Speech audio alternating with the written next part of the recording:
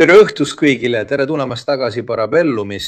Minuga on kindral Paolo Capitini ja Daniele Moro ning täna õhtul räägime natuke kõigest. Loomulikult alustame Trumpi, Hormuzi väina ja Iraani teemada, sest kindlasti see, mida Trump tegi ja siis ümber mõtles, sest on teada, et Trump muudab oma arvamust 12 tunni jooksul, aga kahjud jäävad. Sest sa võid küll oma arvamust muuta, aga teised ei unusta nii lihtsalt neid avaldusi, mida sa oled teinud. Viimastel tundidel oli neil selline mõte, et ameeriklased kehtestavad justkui mingisuguse maksu ehk siis 20 lõivu Hormuzi väinas. Ma ütlen neile, et see on kõige rumalam asi, mida üldse öelda saab. Eriti riigi puhul, millel on mereühendus, mis on alati andnud võimaluse jõudu projitseerida just tänu sellele mereühendusele, mida ei saa blokeerida. Sest mereriigina on sul igati huvi hoida liiklus avatud. See on üks esimese asju, mida tahad teha ja millele kogu impeeriumi strateegia tugineb.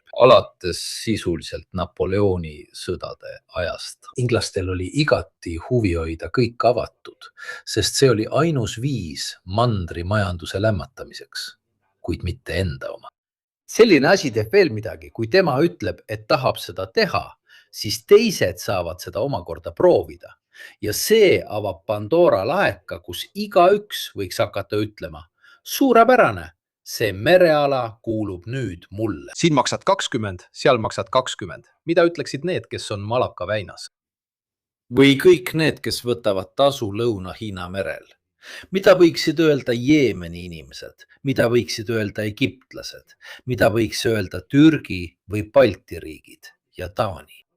Seda võiks sama hästi teha Skagerrakis või inglased Skagerrakis või mujal. Nad võiksid hakata kõik midagi sellist tegema. Ma ei usu, et see kellelegi kasu tooks. Kujutage ette, kui Hiinast tulev kaup peaks maksma.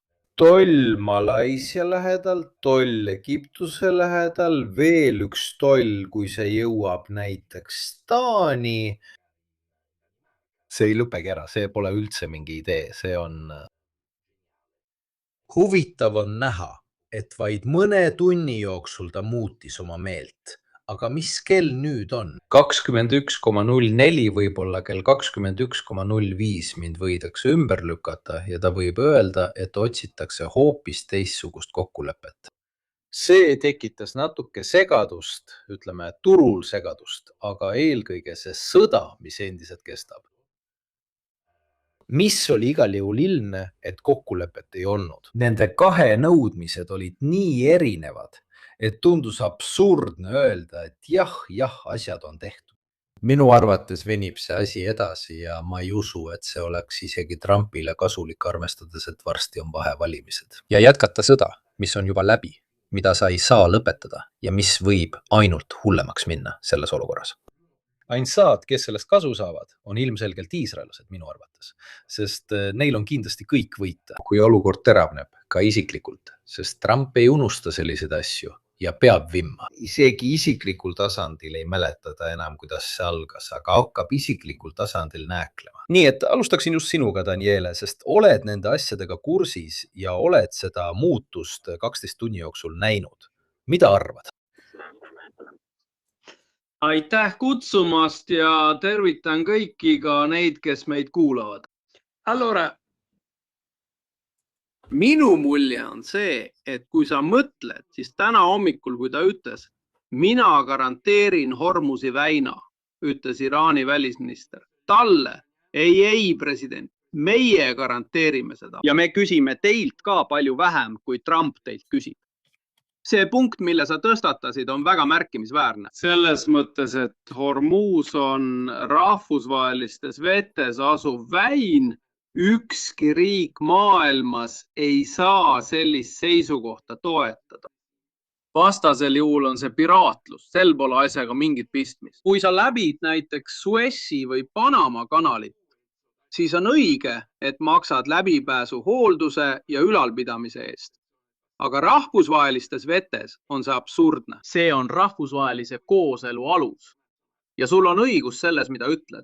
See ongi nii. See on seisukoht, millele ka Trump asus, kui ta end samale tasemele seadis. Iraanlased, kes blokeerivad Hormuzi väina, mõistetakse rahvusvahelise kogukonna poolt hukka.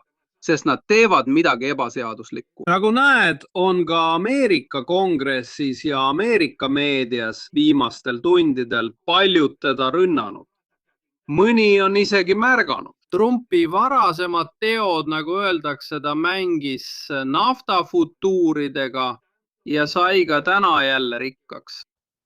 Siis on veel üks asi, mis teoreetiliselt 7 minutit, Mirko, 7 minutit tema vastas. Hormuzi blokaad, see tähendab Ameerika mereblokaad, algab Itaalia aja järgi kell 21.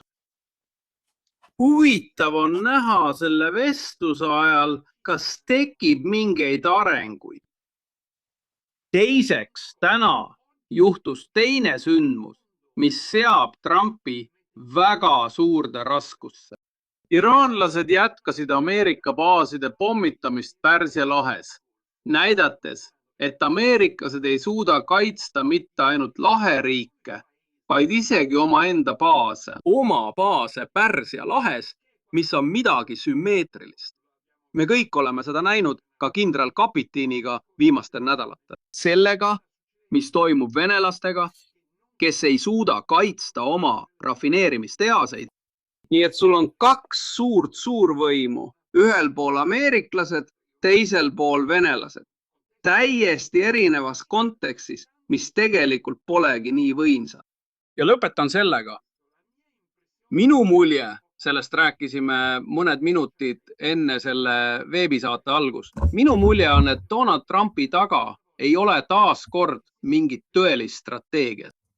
Ehk siis Donald Trumpil on impulsiivsed reaktsioonid, tal on mõned kindlad punktid, näiteks vahevalimised, kus on ilmne, et iga kord, kui ta olukorda Hormuzi ümber dramatiseerib, tõuseb bensiini hind.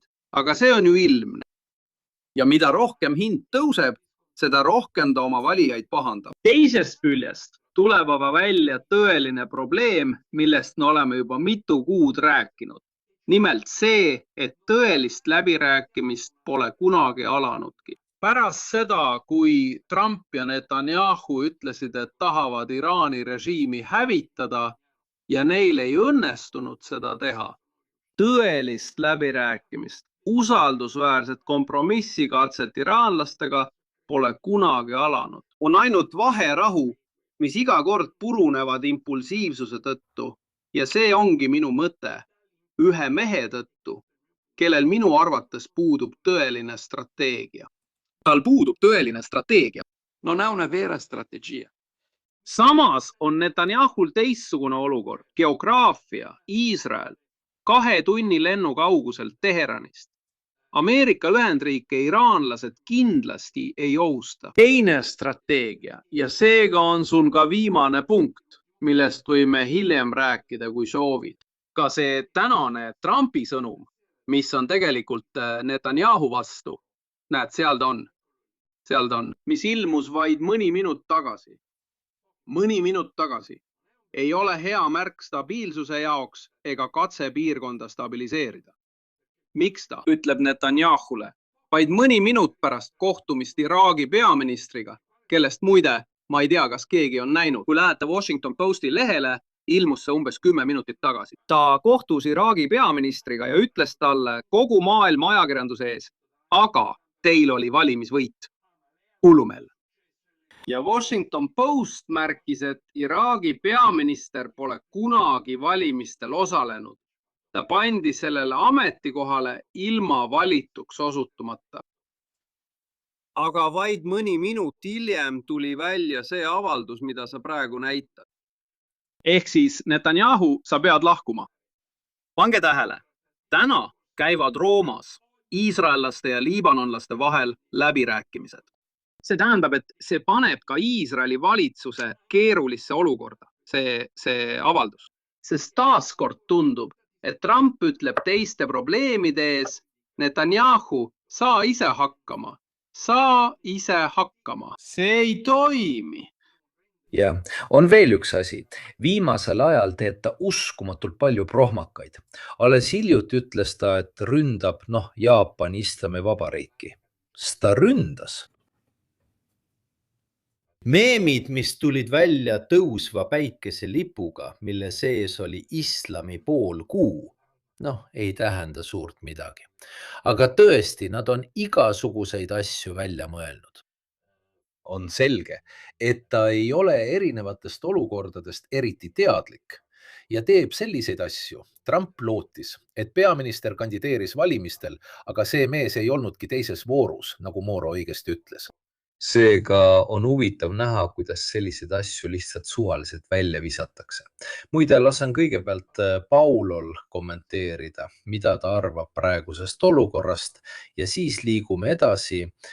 Räägime ka Trumpi kummalisest käitumisest Ankara kohtumisel Zelenski suhtes. Ta oli kummaliselt, ütleme, pehme, ma leidsin, et ta käitus väga erinevalt kui tavaliselt. Ja ka see võib-olla seletab mingit strateegiat, arvestades, et on vahevalimised. Ta püüab asju normaliseerida, sest seda ei ütle mina, vaid seda näitavad Ameerika küsitlused, ka vabariiklaste seas. Võib-olla nad ei oska Ukrainat kaardilt leida. Võib-olla neid ei huvita ukrainlased üldse.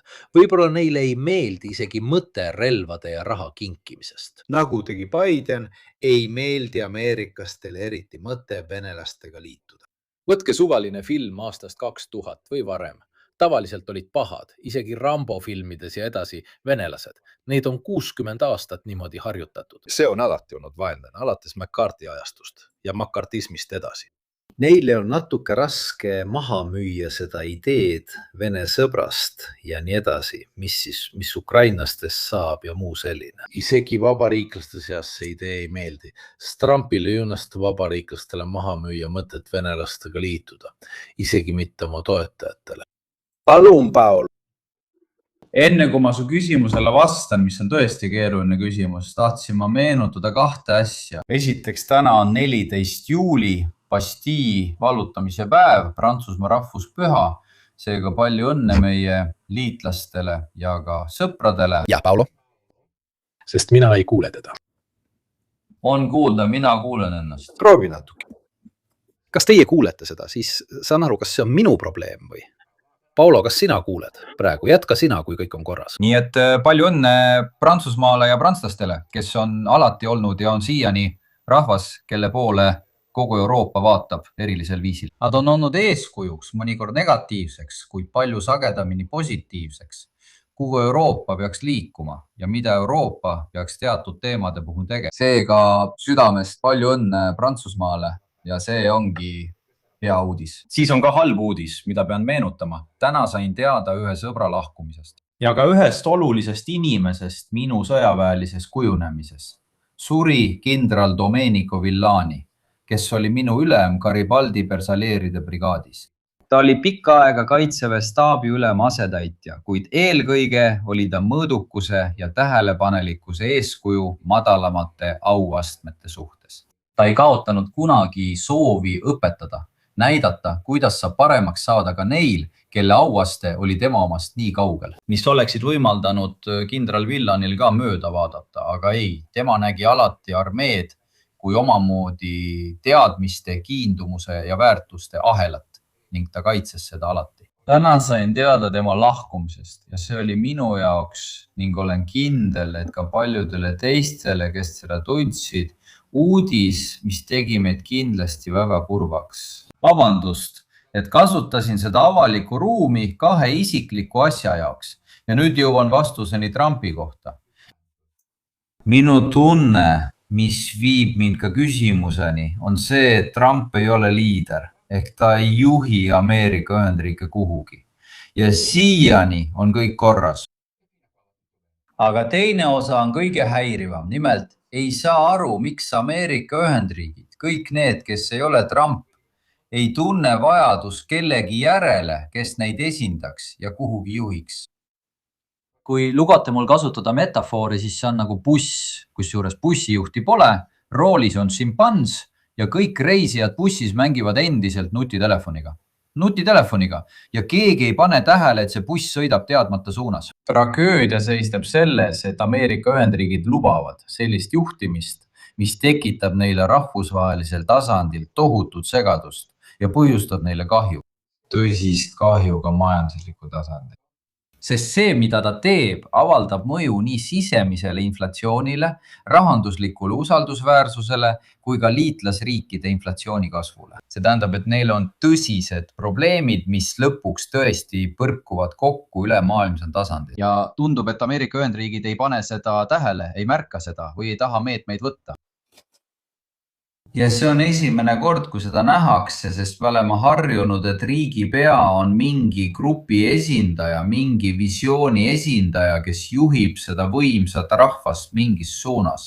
Täna tekitab veidi hirmu näha, kes on Donald Trumpi taga, isegi rohkem kui maailma tuleviku pärast, just Ameerika Ühendriikide tuleviku pärast. Et meenutada neid päevi, mil ta hakkas solvangutega kostitama meie peaministrit. Seal toimus tõlgenduse muutus. Asi polnud selles, et meil oleks olnud probleem Donald Trumpiga, sellele pidi vastama. Vaadake, ameeriklased, probleem on teil, mitte meil, vaid just teil. Et teid esindab selline inimene, see pole solvangute küsimus, vaid probleem on hoopis vastupidine. Mõelge ise, kelle kätes te olete. Ja siis tahtsin ma lahkuda, tahtsin tagasi põrgata. Üks küsimus Danielele seoses siseringi teabega, siseringi tehingutega, millega Trump avalikult kõigi ees uhkustab. Igal hetkel ütleta, ma teenisin $1 miljard. Miljard ja 2 ja kui palju veel. Kui ei, siis kogu kupatus, nagu keegi ütleks. Ja ka seal ei juhtu midagi. Ja ka see tundub mulle natuke imelik, sest kui keegi teenib, Trumpi puhul tähendab see, et on keegi, kes teeb sama tööd ja kaotab. Sest tal ei ole neid tehinguid, neid andmeid, tal ei ole neid eeliseid ja seetõttu kaotab ta füüsiliselt ja materiaalselt raha. Sellepärast on ju olemas siseringi tehingud, et panna kõik samale tasemele, ilma et keegi saaks teisi röövida ainult oma info ja positsiooni tõttu. Ja siis küsin Daniele käest, kas on uudiseid, nii et ka mina, et kellelgi hakkab juba kops üle maksa minema. Ärge laske mul seletada, mis see on, aga me saame aru, sest keegi hakkab juba kõvasti kaotama, pole probleemi. Vastan kohe.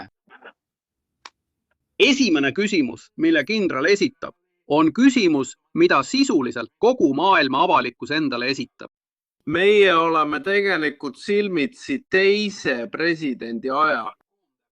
Trump ilma piiranguteta kontrollib vabariiklikku parteid, mis veel mõned aastad tagasi püüdis talle vastu seista.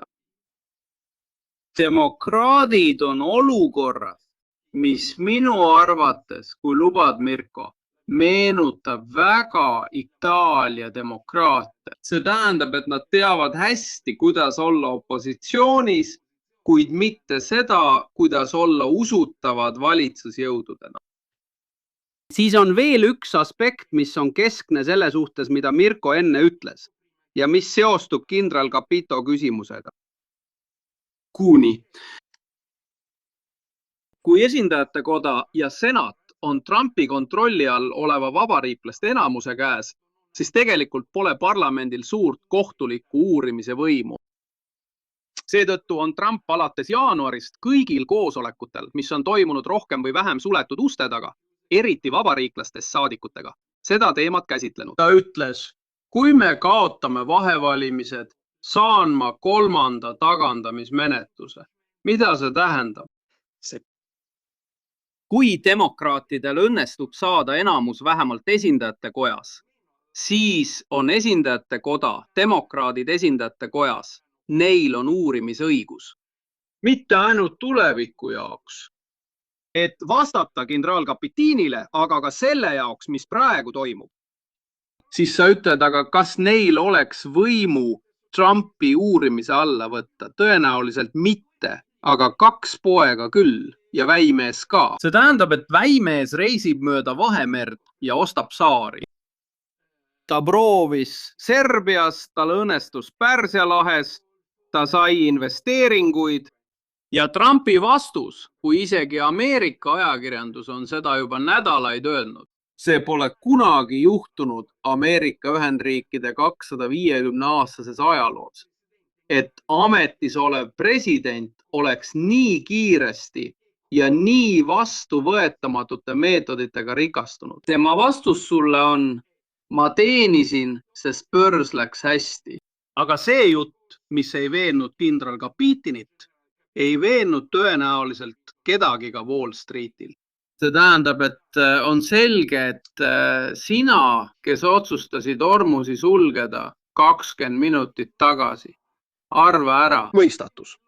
Piisab, kui üks su kaastöötajatest teab, et sa 3 tundi tagasi olid selle käigu juba ära otsustanud.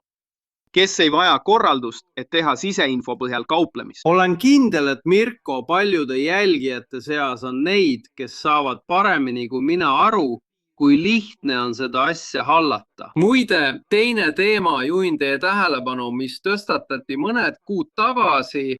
On olemas mõned bürood, eriti Washingtonis asuvad juriidilised bürood, mis tegelevad presidendi armuandmispalvete toetamisega. Üldiselt on mõned Trumpi suhtes väga kriitilised ajalehed märkinud, et presidendi armuandmised toimuvad enam-vähem suurte annetuste kaudu, mis tehakse presidendile meelepäraste valimiskampaaniate toetuseks. Tõeline küsimus, mille ma tahaksin välja tuua kindral Kapitini ees ja ka siin, loodan, et eksin, on see, et minu arvates Trumpil puudub igasugune strateegia. Trump jääb tegelaseks, kes on tabanud ära sotsiaalselt rusutud ja rahvusvaheliselt ebakindla Ameerika meeleolu. See, mida ütleb Mirko, on väga oluline ja erineb näiteks sellest, mida ütleb Rubio. Rubio ütles täna hommikul mitte ainult seda, et me peame taotlema rahvusvahelisest kriminaalkohtust lahkumist, vaid lausa seda, et me peame veenma ka sõbralikke riike lahkuma. Ja järgmisel neljapäeval, 2 päeva pärast, on nad kutsunud kokku kohtumise välisministeeriumis. Selles kirjutasid eile ka Itaalia ajalehed. Tegemist on kohtumisega 60 riigi, sealhulgas Itaaliaga, et koordineerida võitlust terrorismi vastu. Ainult vasakpoolne terrorism, nii et Itaalias ei pea äärmusparempoolsed muretsema Saksamaal, Prantsusmaal ega Inglismaal, aga vasakpoolne terrorism peab küll. Ja 20 Ameerika saatkonda üle maailma, sealhulgas Roomas asuv saatkond. Neil on välisministeeriumis käsk koguda kogu dokumentatsioon käimasolevate uurimiste kohta. Avatud probleemid seoses terrorismiga, kuid ainult vasakpoolsega. Mida need 2 asja tähendavad? See dokument, mis tehti eelmisel aastal Ameerika Ühendriikide uue strateegilise poliitika kohta, rääkis sekkumisest ka Euroopas. Euroopa valitsuste kohta, mida Trumpi administratsioon ei pea omasugusteks, kaasa arvatud Meloni, see protsess jätkub. Seega on sul praegu Washingtonis 2 seisukohta. Trumpi oma, kellel minu arvates puudub igasugune strateegia, kuid osa tema meeskonnast, kes temaga töötab, omab seda strateegiat küll ja veel. See on tõesti, kui tahame kasutada vanaaegset väljendit, tõeline parem tiib. Siis on sul Ameerika majandus. Ma annan teile veel ühe viimase fakti. Sõnum, mille sa oled viimastel kuudel ülejäänud maailmale andnud, ebaõiglaste ja tänamatute süüdistustega. Sõdurid, kes on võidelnud nagu itaallased Afganistanis, Iraagis, keda nimetati reeturiteks ja nii edasi. Kas sul on selle kohta mingeid küsitlustulemusi? Et Itaalias, Inglismaal ja ülejäänud Euroopas on 77–80% inimestest, sealhulgas ka paremtsentristlikke valijate seas, kriitilised mitte Ameerika, vaid Trumpi administratsiooni suhtes. Ja see paneb raskustesse ka Euroopa paremtsentristlikud valitsused ja parteid, kes olid Trumpi meelsed. Kuni Trump tegi järgmise sammu ja ta näitas sulle, et tal ei ole sõpru, tal ei ole liitlasi, tal on kliendid.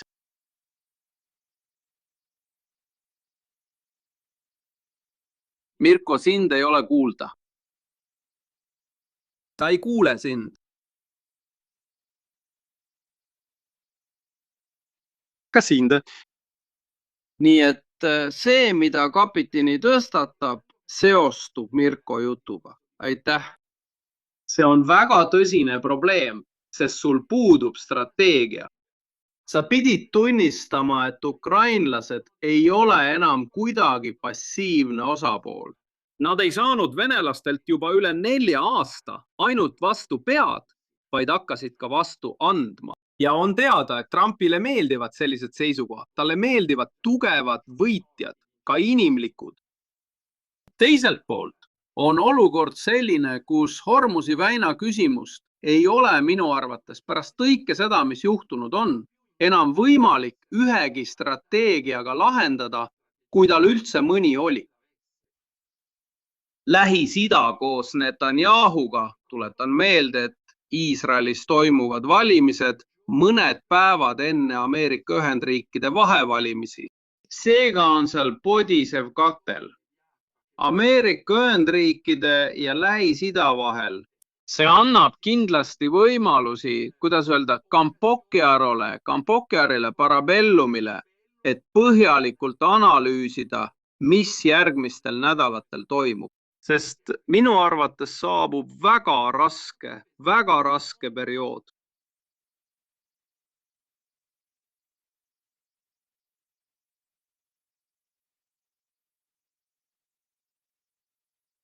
Sind ei ole kuulda.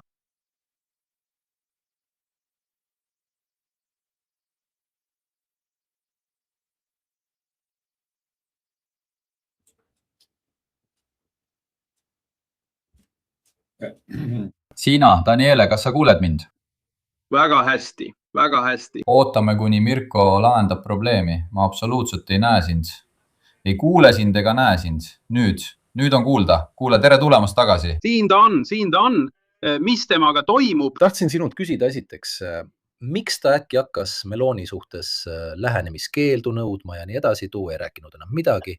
Ja see oli sellepärast, et tal oli julgust talle vastata. Teine asi on see lugu, et ta tahab heaks kiita 350 miljardi suuruse kaitsekulutuste eelnõu.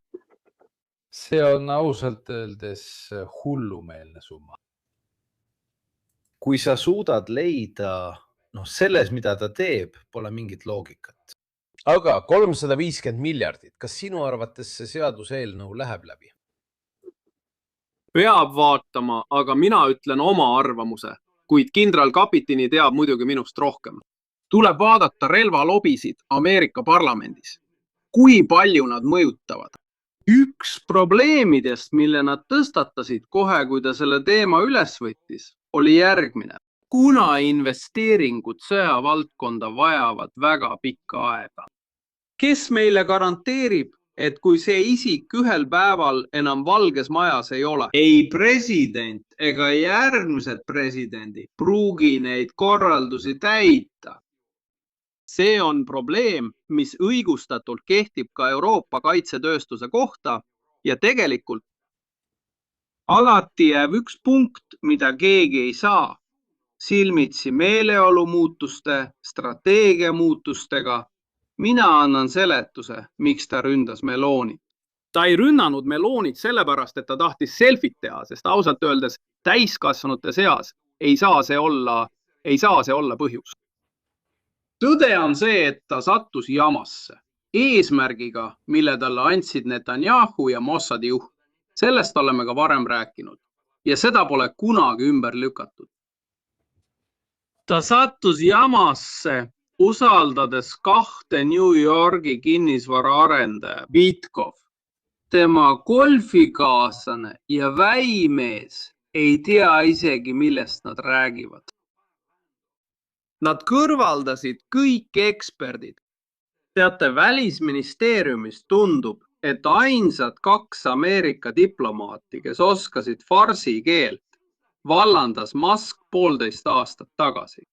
Varasemad läbirääkimised, need, mis Trumpile ei meeldinud, need, mida tegi Obama, kestsid 2 aastat, 3 aastat. Need olid läbimõeldud. Olge tähelepanelikud, ka iraanlaste poolel on samuti vallandatud inimesi. Kui sa saadad 2 suvalist inimest läbirääkimistele, siis ei saa sa mõelda, et kuna nad on iraanlased, siis lähed lihtsalt kohale ja ütled neile, et vaata, ma pommitan sind. See ei käi nii. Ta on end jamasse ajanud. Otsika. Sest sul on eksperte vaja, see meeldib Paulole. muidu lõpeb see nagu Ucciali leping, ma ei tea, kas paljud seda teavad, kus meie kirjutasime lepingu itaalia keeles. Nemad, meie tulemuseks oli see, et meie versioon ei öelnud seda, mida nende oma ütles. Seega on vaja kedagi, kes oskab neid asju korralikult teha. Aga tulles tagasi ja ka selleks, et tugevdada seda, mida Daniele Moro ütleb, tsiteerin üht inimest, kes kindlasti pole eriti Trumpi pooldaja, ja see on Lavrov. Lavrov on diplomatias olnud, mulle tundub, alates 74. aastast, midagi sellist. Ta sündis juba diplomaatina enne, kui selliseks sai. Ta ütleb just Lähis-Ida kohta, et kas te ei näe võimalust osaleda koos Ameerika Ühendriikidega läbirääkimistel selle Lähis-Ida probleemi lahendamiseks. Ja Lavrov vastab, et meie teeksime seda väga hea meelega. Kui Ameerika Ühendriikide välisministeeriumis üldse leiaks kellegi, kes vähemalt oskaks kaardil näidata, kus Lähis-Ida asub. Nojah, Lavrovi kohta võib öelda mida iganes, aga mitte seda, et ta ei oskaks oma tööd teha. Ja kui maailma vanim diplomaat ütleb sulle, et sa ei tea isegi, millest sa tema valdkonnas räägid, siis annab see sulle juba teatava hinnangu. See on nagu väike hinnang, teatud tüüpi hinnang. Aga ma kordan, võib-olla olen liiga euroopalik, isegi väga provintslik. Ja minu jaoks on see siiski asi, mille üle uhkust tunda. Aga Euroopas oleks ükskõik milline opositsioon toonud need vastuolud avalikkuse ette, oleks öeldud, mis toimub. Kas sa saad aru, mida ta tegi? See ongi see, mis mind tõeliselt hirmutab. See on süsteem, maailma esimene demokraatia, usukaitsja, kõik see, mida ta ette valmistab, on selleks, et tegutseda. Pole ühtegi häält, välja arvatud mõned ajalehed, kes teevad seda raha teenimiseks ja kasu saamiseks, nii et nad peavad ka seda tegema, aga poliitilist häält, kes ütleks, aga mida sa teed? Sellist pole. Andmed käes. Kujutage ette sama olukorda vastupidiselt ükskõik millises Euroopa riigis. Meie sõime elusat. Conte ratastel koolipinkide pärast, Ormuusi väina sulgemine. Pange need mõlemad samale pulgale ja vaadake korraks ja me sõime ta elusalt ära. Ja tal on õigus. See tähendab poliitilise ja ka sotsiaalse opositsiooni kontroll Euroopas kokkuvõttes. Ja see ei ole enam see, mis oli 80-ndatel või 70-ndatel. Me räägime praegusest olukorrast. Aga olgu see hea või halb, see ei lase sul teha kõiki rumalusi, mis pähe tulevad, ilma et keegi midagi ütleks. Ma võin isegi leppida sellega, et keegi midagi ei tee, aga et keegi ka midagi ei ütle, see on natuke liiga palju. Ja see paneb mind tuleviku pärast Trumpi aega väga muretsema. Kui see ongi riik, poisid, siis ma ei tea, kuidas see kõik lõpeb. Ja sa ütled endale, mis see mulle korda läheb. Meile võib-olla mitte midagi. Aga Ameerika Ühendriigid, mis läbivad tõsist kriisi, mis võib viia ka vägivaldsete või ebakindlate arenguteni, puudutab ka meid otseselt. Tuletagem meelde, ma ei ole küll majandusteadlane ja eksin kindlasti, aga vaadake ise, milline on Ameerika majanduse seis. Majandus, mis on panustanud kõik ja võib-olla isegi õigustatult tehisintellektile ja ülitehnoloogiale. Kõrbe taga on natuke head põllumajandust ja seda on päris palju, aga maisi helveste ja tehisintellekti vahel seal keskel pole neil enam ühtegi vabriku, mis toodaks polte ja mutreid.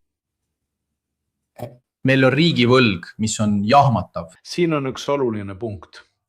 Kui teises maailmasõjas oli Ameerika demokraatia arsenal ja see oli väga tähtis, siis rahaga aitas ta Euroopat üles ehitada.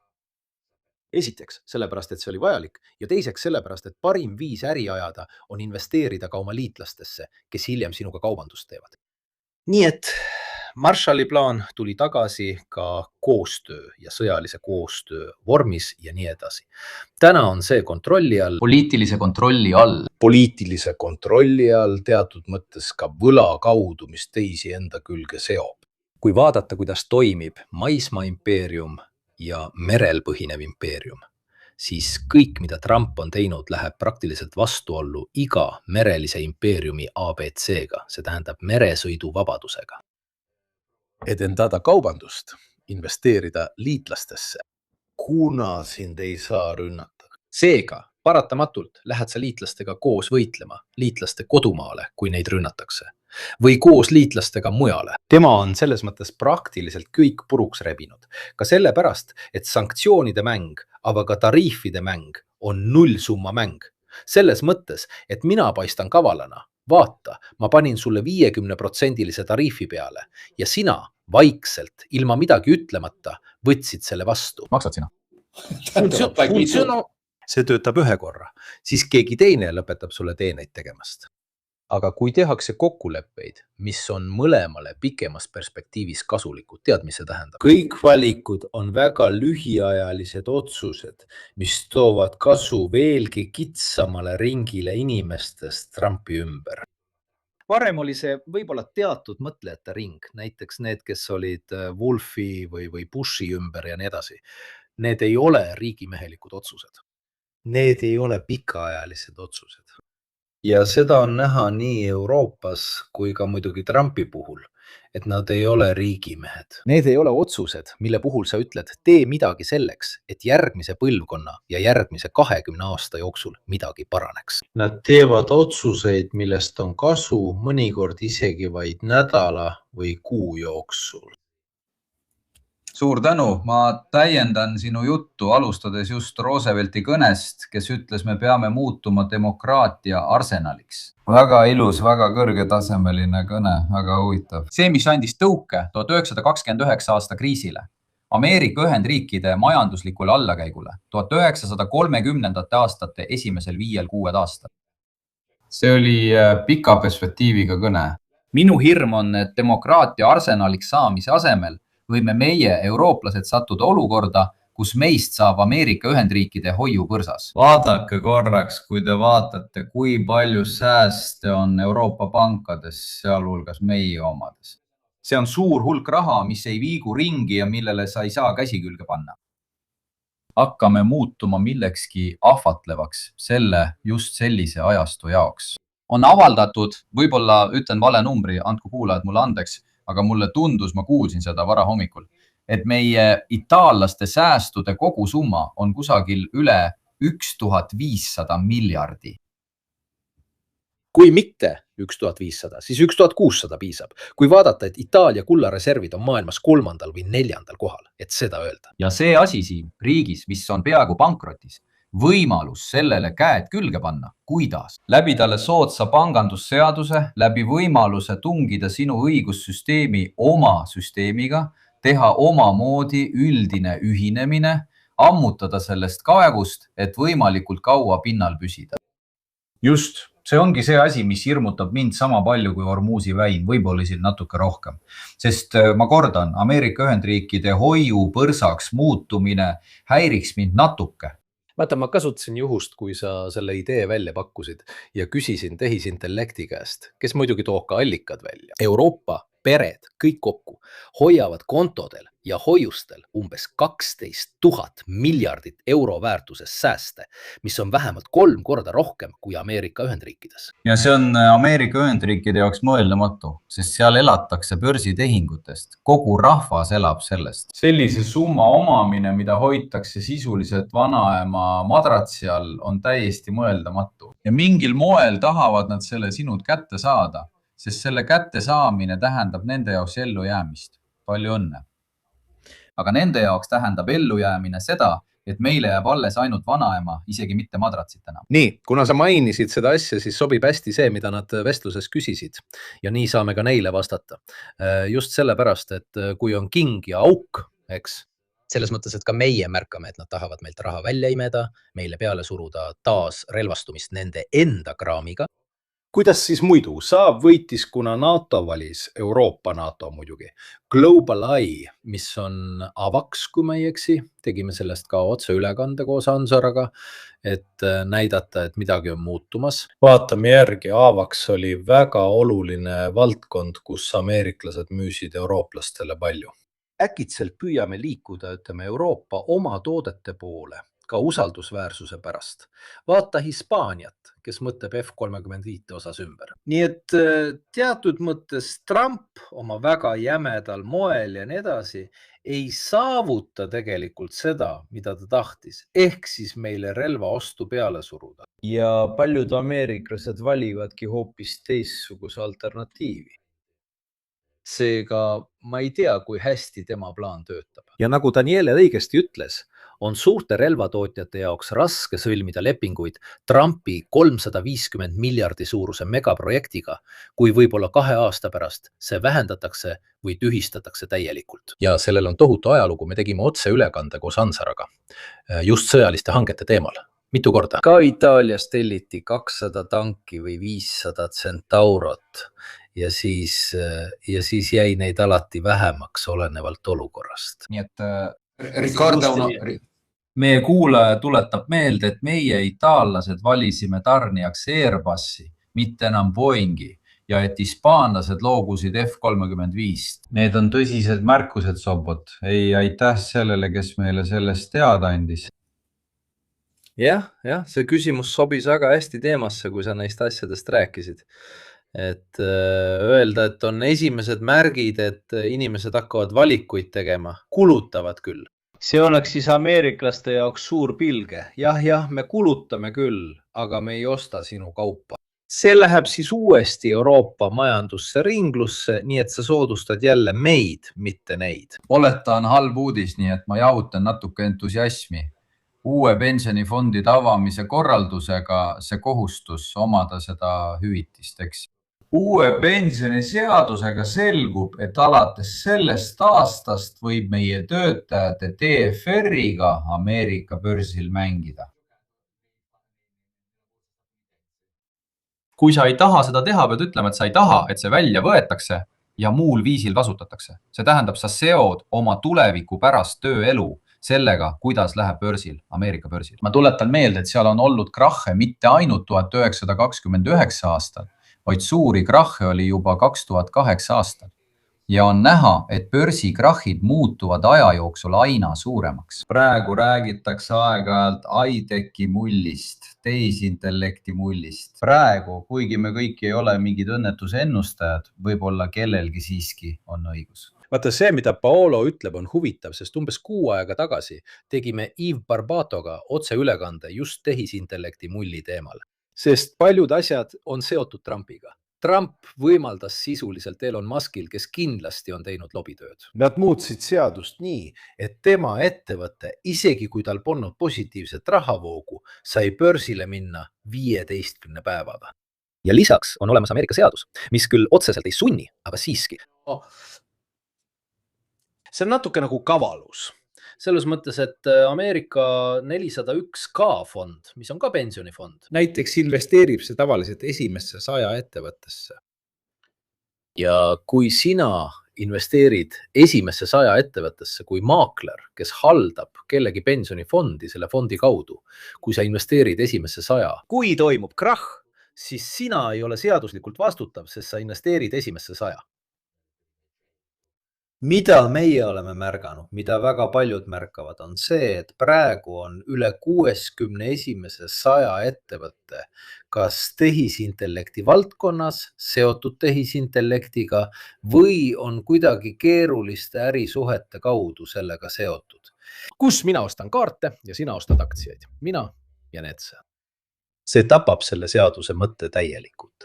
Selle mõte oli hajutada riski 100 suurima ettevõtte turul. Probleem on selles, et 100 suurima ettevõtte turg muutub järjest enam kas tehisintellekti turuks või tehisintellektiga seotud asjade turuks. Seega hajutamine kaob.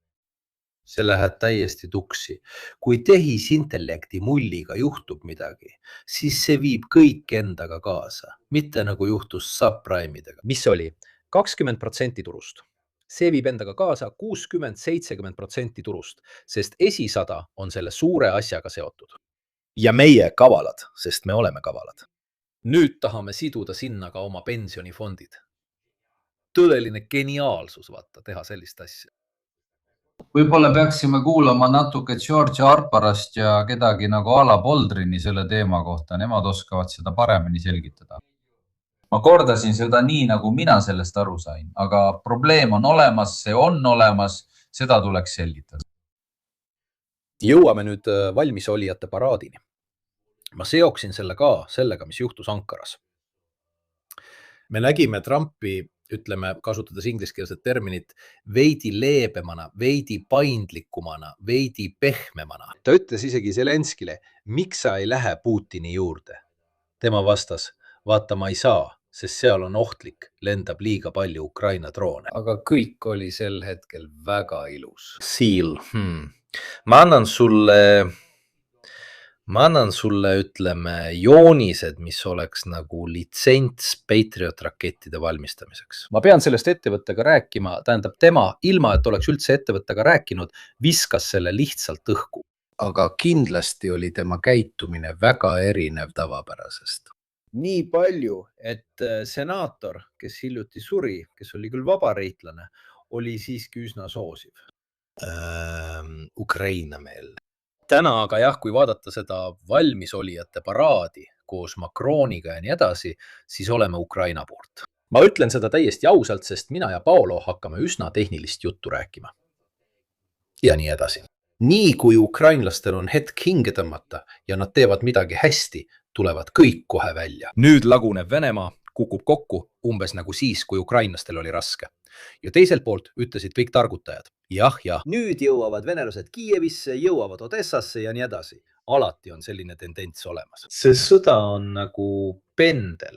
Natuke nagu paljud sõjad. Et ongi nagu pendel, sest kummalgi poolel pole jõudu seda kiiresti lõpetada. Ja seetõttu ongi nii, et niipea kui ühele või teisele poolele midagi positiivset juhtub, kaldutakse kohe äärmuslikult liialdama. Natuke nagu siis, kui nad sisenesid Kurskisse, mis minu arvates on vastupidise mõjuga, sest paratamatult oleme näinud käike ja vastukäike.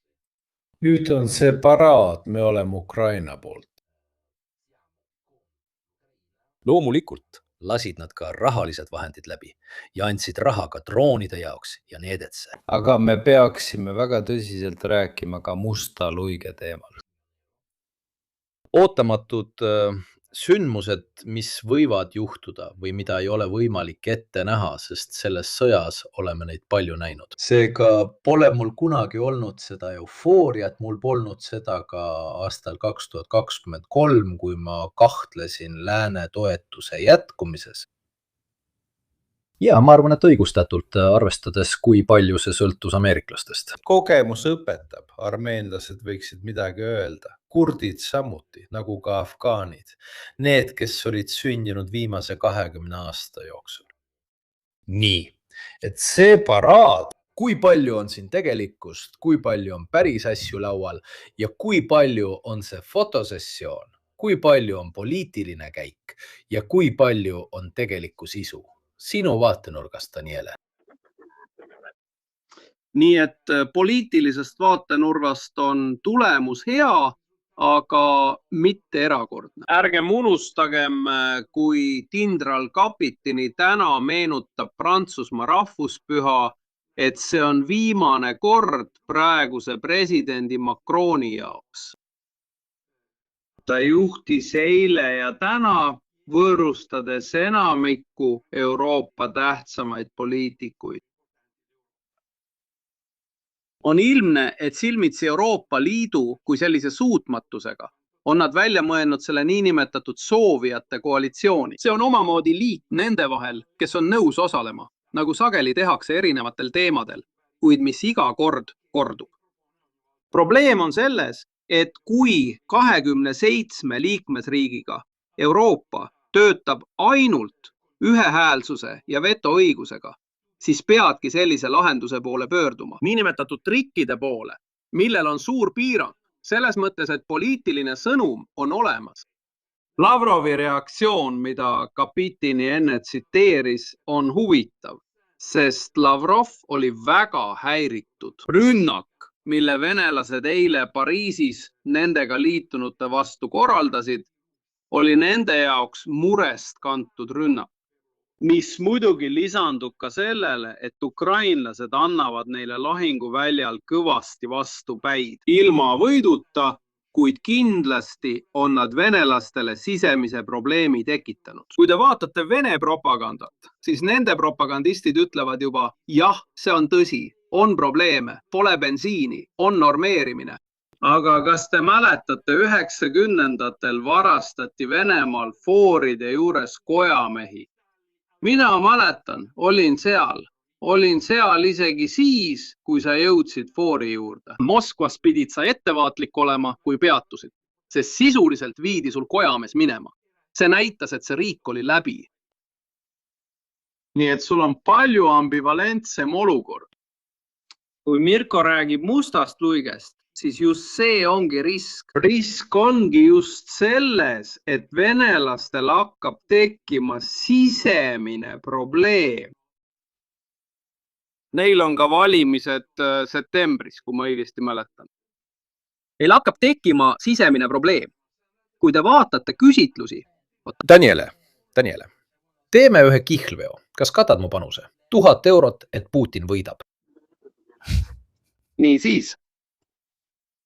Küsitlustes on ta endiselt kõrgel kohal, aga mitte nii kõrgel kui aasta, 2 või 3 aastat tagasi. See suhtumine Trumpi Ankaras tekitas see kindlasti probleeme, samuti Moskvas. Lisan veel ühe asja, mida kindral Kapitini enne mainis, mida me rõhutasime ka eelmisel päeval ja mida minu arvates on hea ka täna õhtul meelde tuletada. Vaadake, probleem ameeriklaste jaoks ei ole ainult see, et eurooplased võtsid neid nii väga sõnast kinni, et kui nad peavad relvi ostma, siis nad lõpuks ostavadki, aga nad ei osta tingimata Ameerika relvi. Ja seal tahan ma näha, kuidas nad selle lahendavad. Aga kui Trump ütles, vähemalt ütles ta Erdoganile, et lõpuks müün sulle F-35, siis tõusid nad kahekesi püsti. Nad kaotasid pea. Mitte ainult Netanyahu, mitte ainult iisraellased. Mine ütle iisraellastele, et annad F-35 ka türklastele. Aga Kreeka lobigrupp, nagu sinu kanali jälgijad teavad ja mida on lihtne kontrollida, on väike. Numbrite poolest ütleme nii, et see on umbes 1/3 Itaalia omast, et anda aimu. Ava Kreeka lobigrupp on mõnes osariigis väga võimas. Näiteks üks selline osariik on New Jersey ja ärgem unustagem kunagi, et vahevalimised puudutavad saadikuid. Ei hääletata Trumpi või mõne demokraatide kandidaadi poolt, vaid hääletatakse üksiku saadiku poolt. Ja kuidas see saadik siis parlamendis hääletab, kui tuleb hääletada kas müüa või mitte müüa, sest see peab parlamendist läbi minema. Tõepoolest, F-35 türklastele. Ja seal ta tekitas segaduse, püüdes olla meeldiv, sest ta ütles talle ka, et ma tulen NATO kohtumisele ainult selle pärast, et sina kutsud mind.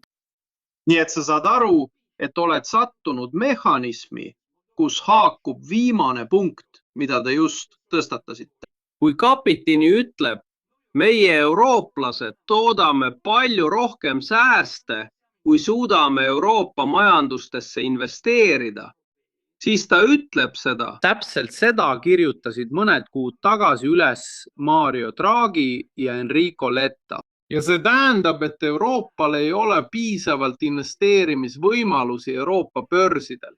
Ja see on probleem. Teine probleem on see, et ka täna õhtul kasutame me tehnoloogiaid, internetivõrke, krediitkaarte. Praktiliselt kõik on Ameerika päritolu. Ja seni, kuni olime sõbrad, liitlased, võib-olla isegi veidi alluvad, polnud see probleem. Miks? Meie müüsime ameeriklastele kaupu, palju rohkem kaupu, kui nemad meile müüsid. Vastu müüsid nemad meile teenuseid. Kui vaatate andmeid, siis enam-vähem, hoolimata sellest, mida Trump eelmisel aastal rääkis, olid need tasakaalus. Aga hetkel, kui sa katkestasid suhted ülejäänud maailmaga, öeldes, et tood tootmise tagasi Ameerika Ühendriikidesse, selles osas on Kapitinil õigus. Pärast 1,5 aastat ei ole sa tegelikult midagi tagasi toonud. Ma näitasin meeleolu leevenduseks seda mütsi. See müts mida kõik tunnevad, on tehtud Kambodžas. Teistel kordadel oli see tehtud Hiinas või Vietnamis. Nii et Trumpi sõnul lõpetati selle mütsi tootmine eelmisel aastal Kambodžas ja hakati tootma Ameerika Ühendriikides. Iga esimese aasta majandustudeng, loeng pool. Ta ütles talle, vaata, Kambodžas maksab see 20 senti, Ameerikas maksab $10. Arva ära, mitu mütsi. Trumpi omad ei toodeta täna Ameerika Ühendriikides, mitte ühtegi. Ja seega oled sa lubanud, justkui tahaksid sa tuua tavasi tootmisi, mille Itaalia lammutas 20-30 aastat tagasi. Ka meie saatsime need Hiinasse, Vietnami, Kambodžasse ja nii edasi. Nüüd toon need tagasi Itaaliasse ja sa pead mulle ka midagi tõestama. Aga kas tänapäeva riik on veel võimeline leidma töötajaid, kes oleksid valmis seda tüüpi tööd tegema? Sest sõnades on lihtne öelda, et toon töö tagasi. Raske on seda tegelikult ellu viia. Tegelikult, et see teema lõpetada, mida Trump saavutas. Kas ameeriklased tahtsid juba 20-30 aastat, et eurooplased kulutaksid rohkem relvadele? Jah. Kas nad saavutasid selle, et eurooplased ostaksid rohkem Ameerika relvi? Nii ja naa, nii ja naa.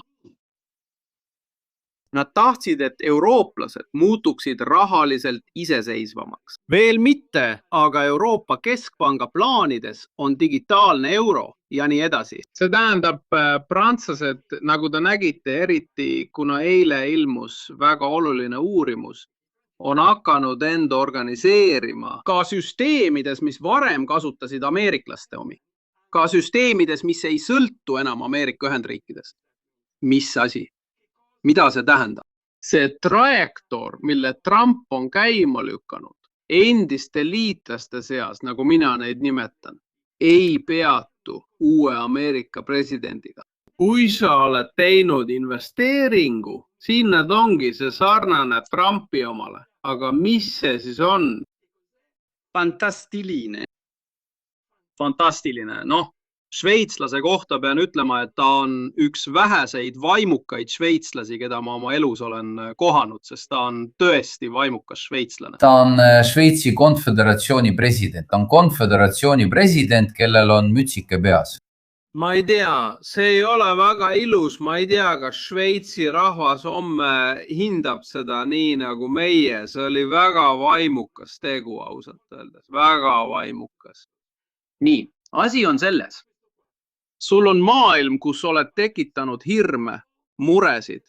Oled sundinud poliitikuid, ka Euroopa omi, endalt küsimusi küsima. Aga kui minuga ühel päeval midagi juhtub, kas ameeriklased aitavad mind või mitte? Sest sellele on 80 aastat liitlassuhteid rajatud Pärsia lahes. Ja lõpetan selle teema. On vastus juba nende 3 kuu jooksul tulnud lahe piirkonnas, lahe riigid, kes lähevad ostma droone ukrainlastel, on juba Trumpile vastanud. Sina ei kaitsnud meid. Ja vaadake, et ka täna on Ameerika baasid lahe piirkonnas saanud tabamusi. See tähendab, et ameeriklased ei suutnud mitte ainult laheriike kaitsta, vaid ei suutnud kaitsta isegi iseennast lahe piirkonnas. Olge ettevaatlikud. Need on faktid, mille kohta ei saa öelda, et vaatame hiljem parandame ära, sest seda ei saa nii lihtsalt parandada. Kindlasti on see usaldusväärsuse kaotus, tegelikult isegi vastupidine olukord. Ameerika baas toob sulle probleeme, mitte turvalisust. Ja see on asi, mida araablased võtavad arvesse. On üks asi sinu jaoks, Paolo. Lavrov ütleb, et Euroopa üritab õõnestada USA ja Venemaa vahelisi kokkuleppeid. See on nagu ta eeldaks, et kokkulepped, mille nad Trumpiga Alaskal sõlmisid, kehtivad endiselt. Täpselt millised, sest minu arvates pole Trumpil see üldse selge. Minu meelest on Trump juba unustanud, millest nad Alaskal rääkisid. Jah, aga võib-olla mõni usin Vene ametnik pani ta istuma, ütles kirjuta üles, istu maha, ma annan sulle pastaka, kirjuta üles, mida sa räägid ja allkirjasta see. Sest kui nad sellesti kinni ei hoia, vaesed venelased, mis neil siis üldse alles jääb? Esiteks peavad nad nüüd kiiresti hiina keele selgeks õppima, kui nad tahavad kellegagi rääkida, kes neid üldse kuulaks. ainus positiivne asi lääneriikide poolelt pärineb Anchorage'i kohtumiselt ja seal sõlmitud kokkulepetest. Seal, nagu näete, loomulikult söödi väga hästi. Täpselt nagu Trump ütles, ma tulen sinu juurde, sest ma tean, et siin saab hästi süüa. Ma tulen Türgisse, ma tulen ainult sinu pärast. Sest kuidas sa teed, kuidas sa talle neid tabiatellesid annad, ainult sina saad sellega hakkama. Just selline tundubki Trumpi osalemine NATO tippkohtumisel. Venelastele jääb lääne leeris ainult see. Nad ütlevad, et meil on teie juhiga midagi kirjalikku. Nad peavad endiselt Ameerika Ühendriike meie pealikuks ja ega nad eksigi. Ta oli meile seda ja teist lubanud. Selle jätavad nad armsalt mainimata, et see, mida meie juht täna lubab, on juba unustatud, kui ta toast välja astub.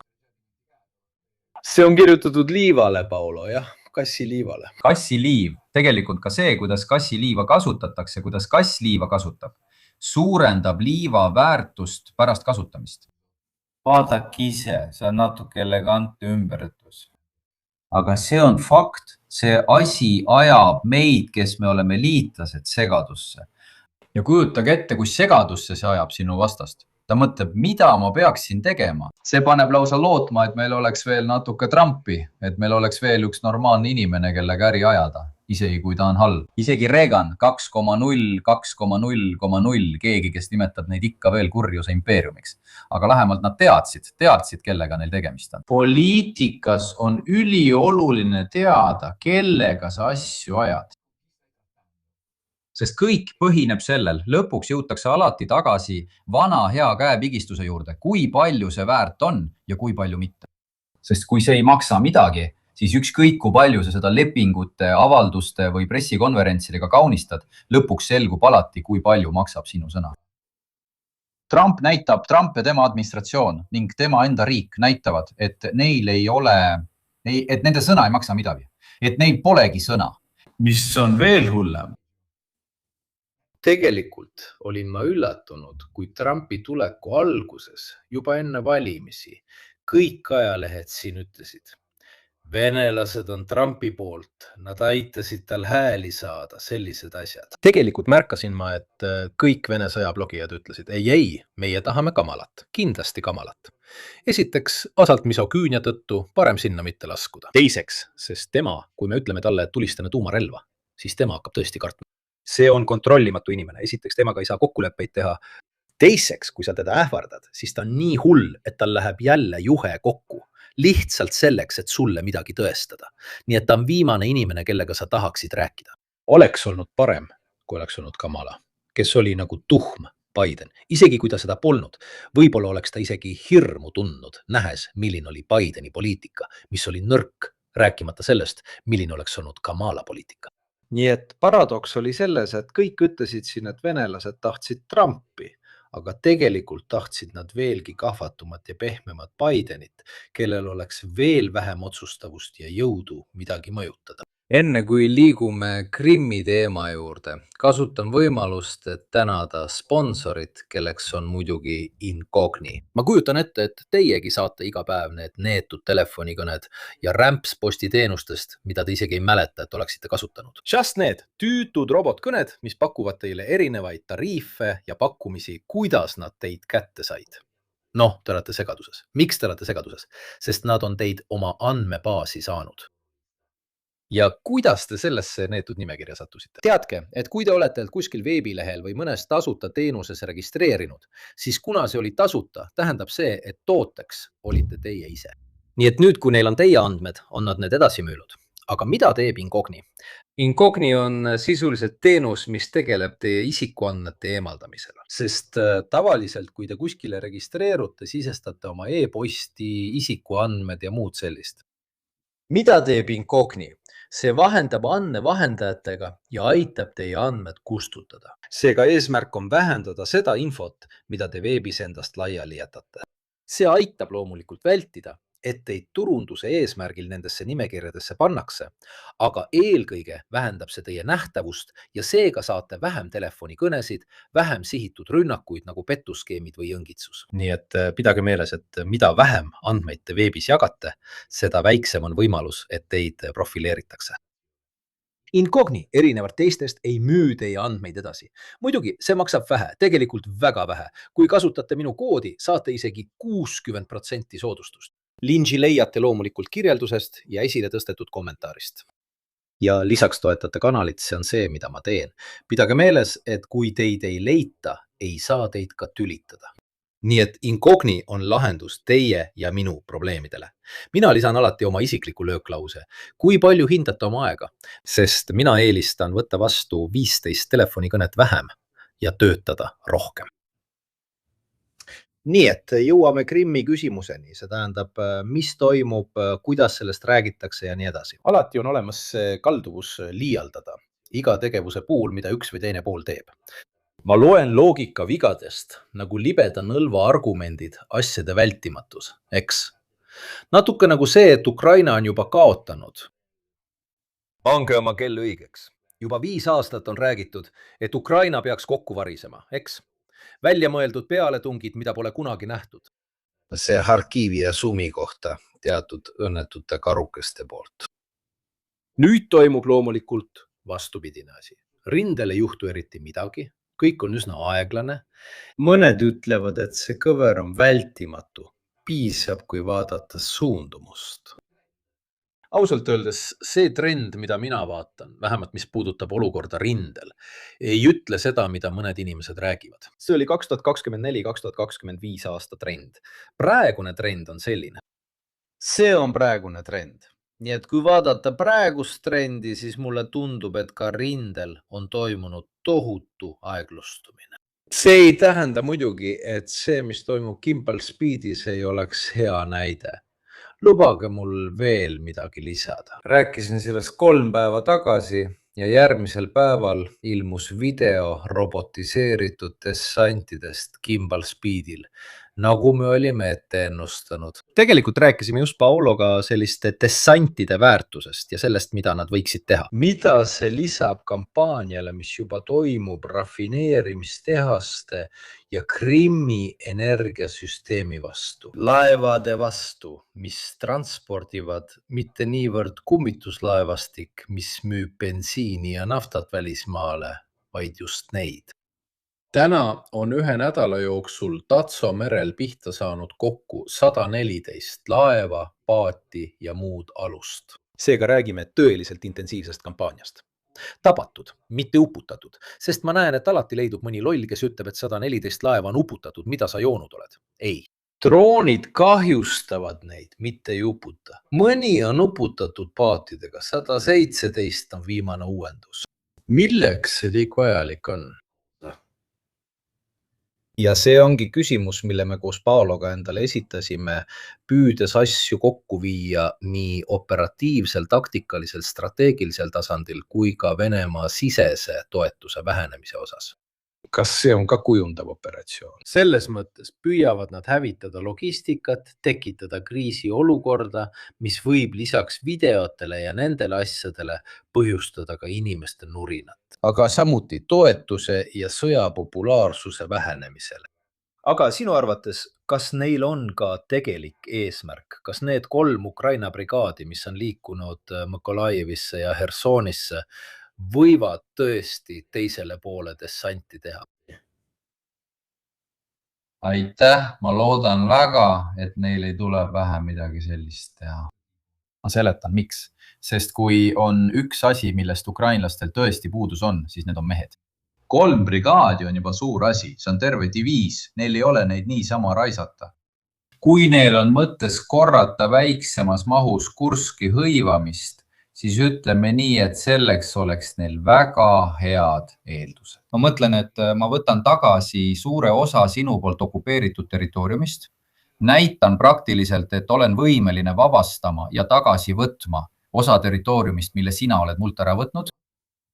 see oleks eesmärk, mida saaks kasutada propagandas, toetuse saamiseks ja kõige selle jaoks. Toetuse saamiseks kõige selle jaoks, mis ei ole seotud lahingute juhtimisega maapinnal. Jah, see on seotud juhtimisega, see on eesmärk, mida saab kasutada propaganda jaoks, aga sellise tegevuse jätkusuutlikkuse osas on mul väga tõsised kahtlused. Sellise tegevuse jätkusuutlikkuse võimalikkuse osas on mul väga tõsised kahtlused. Muidugi, kui nad suudaksid luua ja hoida silla pead okupeeritud territooriumil, oleks see midagi hoopis enamat kui lihtsalt lipukese panemine hävitatud rindele.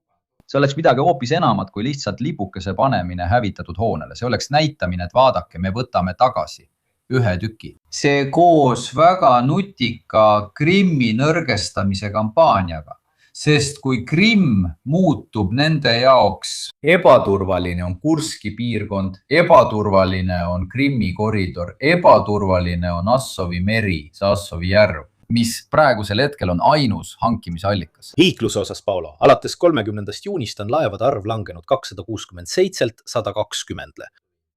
Just, ja kui sa teed selle kõik nende jaoks ebakindlaks, siis Krimm on poolsaar ainult sellepärast, et meie nii ütleme, aga tegelikult käitub see nagu saar. Nii et kui saar ei lase meil midagi sinna viia, siis ei jõua sinna midagi kuskil. Kahest merest, Mustast merest ja Aasovi merest ja sellest kitsast Maarivast, mis seda maismaaga ühendab. Ma ei usu, et sa hakkad mõtlema selle tagasivallutamisele. Aga sa sunnid venelasi tegema vajalikke valikuid, sest venelased on sunnitud seda enda käes hoidma. Krimm on neile oluline nii maine kui ka sõjalistel põhjustel, sest Krimm on ainus mereväebaas, mis neile Lõuna-Venemaal alles on. Seega mõte lahkuda ja mitte hoida endale Sevastopolit ja teisi selliseid kohti on täiesti mõeldamatu. Praegu tähendab Krimmi hoidmine, selle kaitsmist droonide, vastudroonide, paadikeste, poolpaadikeste segamise ja kõige muu eest, mis seal on. See nõuab tohutult energiat, mida Venemaa näitab, et tal on, kuid mitte nii suures külluses. Nii et see osa plaanis töötab väga hästi, plaani osa, kus visatakse 3 brigaadi kuhugi sinna alla ja lastakse neil sinna jääda. See on minu arvates see osa. Ma tsiteerisin Krinke ajaloolast, mitte just rõõmsalt. Jah. Ütles, et teeme natuke häiretegevust. Oli segav tegevus. Nad segavad ja kõik nagu sääsed, see ei muuda olukorda. Tahtsin, et sa räägiksid sellest ja ma rääkisin sellest ise ka otseülekandes, kus ma olin üksi, et öelda, vaadake, kui nad hakkavad tegema väikseid dessantoperatsioone ja nii edasi, siis ärge pöörake tähelepanu sellele, mis ajalehtedes toimub, mis näib nagu teepäev, Normandia dessant. Kindlasti. Juba uudis väikestest Ukraina üksuste gruppidest, kes maabuvad Kimberni säärel. Nüüd on nad seda teinud väikeste paatide ja robotiseeritud üksustega. Kindlasti on see osa Ukraina strateegia paljudest kihtidest, mille eesmärk on Krimmi isoleerida, füüsiliselt isoleerida. See tähendab, et rünnatakse sildu, elektrijaamu, rafineerimistehaseid, kütuselaosid, natuke kõike. Rünnatakse pargasid, mis vedasid kaupu ühest kohast teise. Rünnatakse laevu Assovi merel. Rünnatakse Mariupoli, Melitopoli ja Krimmi maanteed, sildu, mis asuvad selles piirkonnas. Kindlasti on see ka Ukraina üksuste poolt tekitatud häiring, kes samal ajal katsetavad ka venelaste reageerimisvõimet. Või võivad nad kasutada ka omamoodi klikipeibutist. Sest uudis Ukraina üksustest Kimborni neemel või üldse Hersonist lõuna pool ei oleks kindlasti Kremlile meelt mööda. Ja tõenäoliselt saadaks ta sinna vägesid, mis, kui nad sinna paigale jäävad. Siin on põhjus, miks venelased sageli hõivavad, patrullivad ja siis sellest piirkonnast lahkuvad. Sest see on sisuliselt suur rannariba, kus on vähe katet. Kui sa sinna jääd, saad droonirünnakute ohvriks. Nii et nad võivadki provotseerida neid piirkondi hõivama, et siis rannal ohvreid kanda. Ja. Pane tähele, et tegelikud Vene kaitseliinid, see tähendab peamised positsioonid, asuvad tagapool. Need on kinnistunud Hersoni alla. Ja mitte täpselt sellel neemetipul. See oleks kindlasti uudis, mida väga palju ära kasutatakse. Annan korraks sõna Danielele, sest tal on 5 minutit ja ta peab lennule minema, siis saame mina, sina ja Paolo jätkata. Nii, et tal oleks aega oma arvamus öelda. Palun, Daniele. Ei, ma kuulasin teid väga tähelepanelikult sest viimastel kuudel räägiti alati silla hävitamisest, sellest kuulsast sillast, mille avas Putin. Teie aga selgitate, et strateegia on hoopis teistsugune. Mulle tundub, et see on palju peenem. Selles mõttes, et kui sa selle lihtsalt hävitad, siis alles hiljem näed, mis saab. Tegelikult, kui kaarti vaadata, siis sa piirad neid ümber. Ja ma ei unusta kunagi, et vabanemispäeval Moskva paraadil Putin suutis seda teha, sest ta anus Trumpi, et too paluks Zelenskil. Et ta ei viskaks talle mõnda paugupommi Punasele väljakule. Ja siis, kui nad hakkasid Krimmi ründama, julges Putin öelda, et nad rikuvad Vene turistide puhkuse hooaja Krimmis. Vaata, siin on üks oluline punkt, ma arvan, et ma viskan su korraks kõrvale, sest sa tuled tagasi. Üks asi silla puhul usun, et alati on olnud punane joon. Lääneriigid ei ole andnud neile võimekust seda hävitada. Ja teiseks, uues Ukraina strateegias, mis on täielikult ellu viidud. Peaaegu kõik on, ütleme nii, nende enda töö jutumärkides, sest siiski on seal luure osa ja nii edasi. Lääne AVAX lennukid on samuti tagasi tulnud väga Musta mere lähedale, et piirkonda jälgida. Rumeenia rannikul aitavad nad kindlasti ka droonide jaoks luuret teha.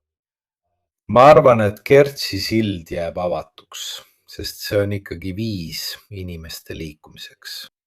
Nii et nad blokeerivad logistikaahela, mis toob kaupa Krimmist üles või võib viia kaupa ülevalt Krimmi. Sildaga jääb sillaks igal juhul. Meie teada pole seda kunagi nii palju kasutatud sõjalise varustuse vedamiseks. Nad on alati eelistanud kasutada pargasid ja nii edasi, võib-olla ka selleks, et mitte liiga palju tähelepanu tõmmata kasutamisele. Ettekäändeks, et seda rünnata, ka sellepärast, et see on kaitse seisukohalt üsna hästi kaitstud. Seega usun, et Ukraina strateegia ongi lämmatamine. Kahtluus, mille ma olen alati esitanud ja mida ma jätkuvalt esitan, on see, kui võimelised ukrainlased seda ellu viima on. Sest 2 kuu eest avaldatud andmete põhjal oli neil 5000 drooni kuus. Nüüd on see arv 11 500.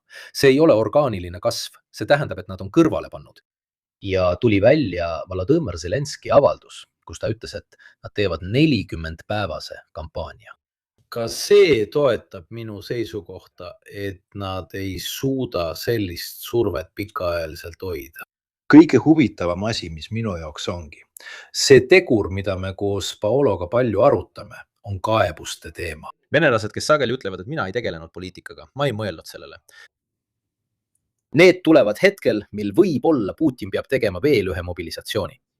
Peskov on muutnud sõnastust. Ta ei nimeta seda enam erioperatsiooniks, vaid sõjaks. Ja nii edasi. Kui sa juba lähed ja tekitad neile probleeme, siis sa õõnestad rahva toetust sõjale, mis pole niigi eriti kõrge, võib-olla tema jaoks küll, aga just selle sõja valiku puhul mitte.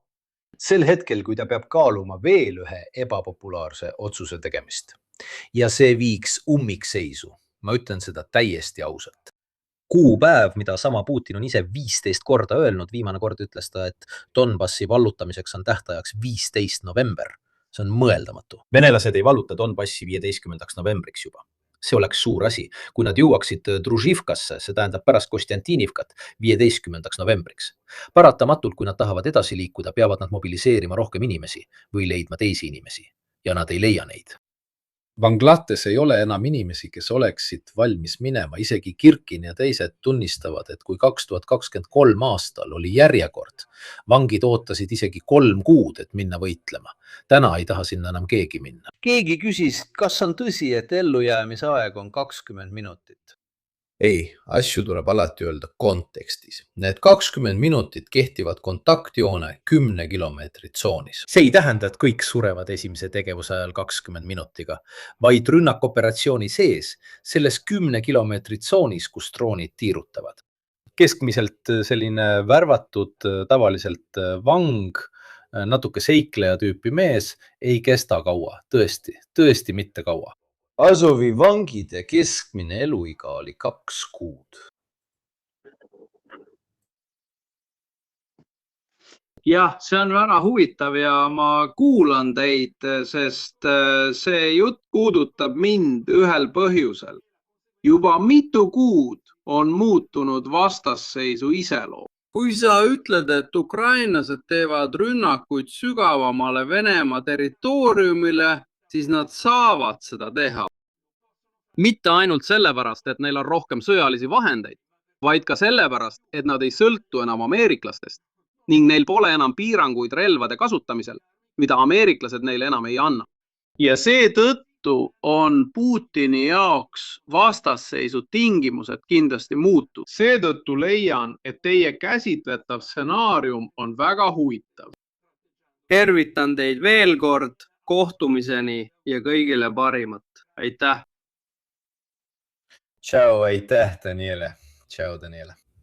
Paulo, ma tahaksin, et sa peaksid selle tähtsa kõne. Selle tähtsa kõne.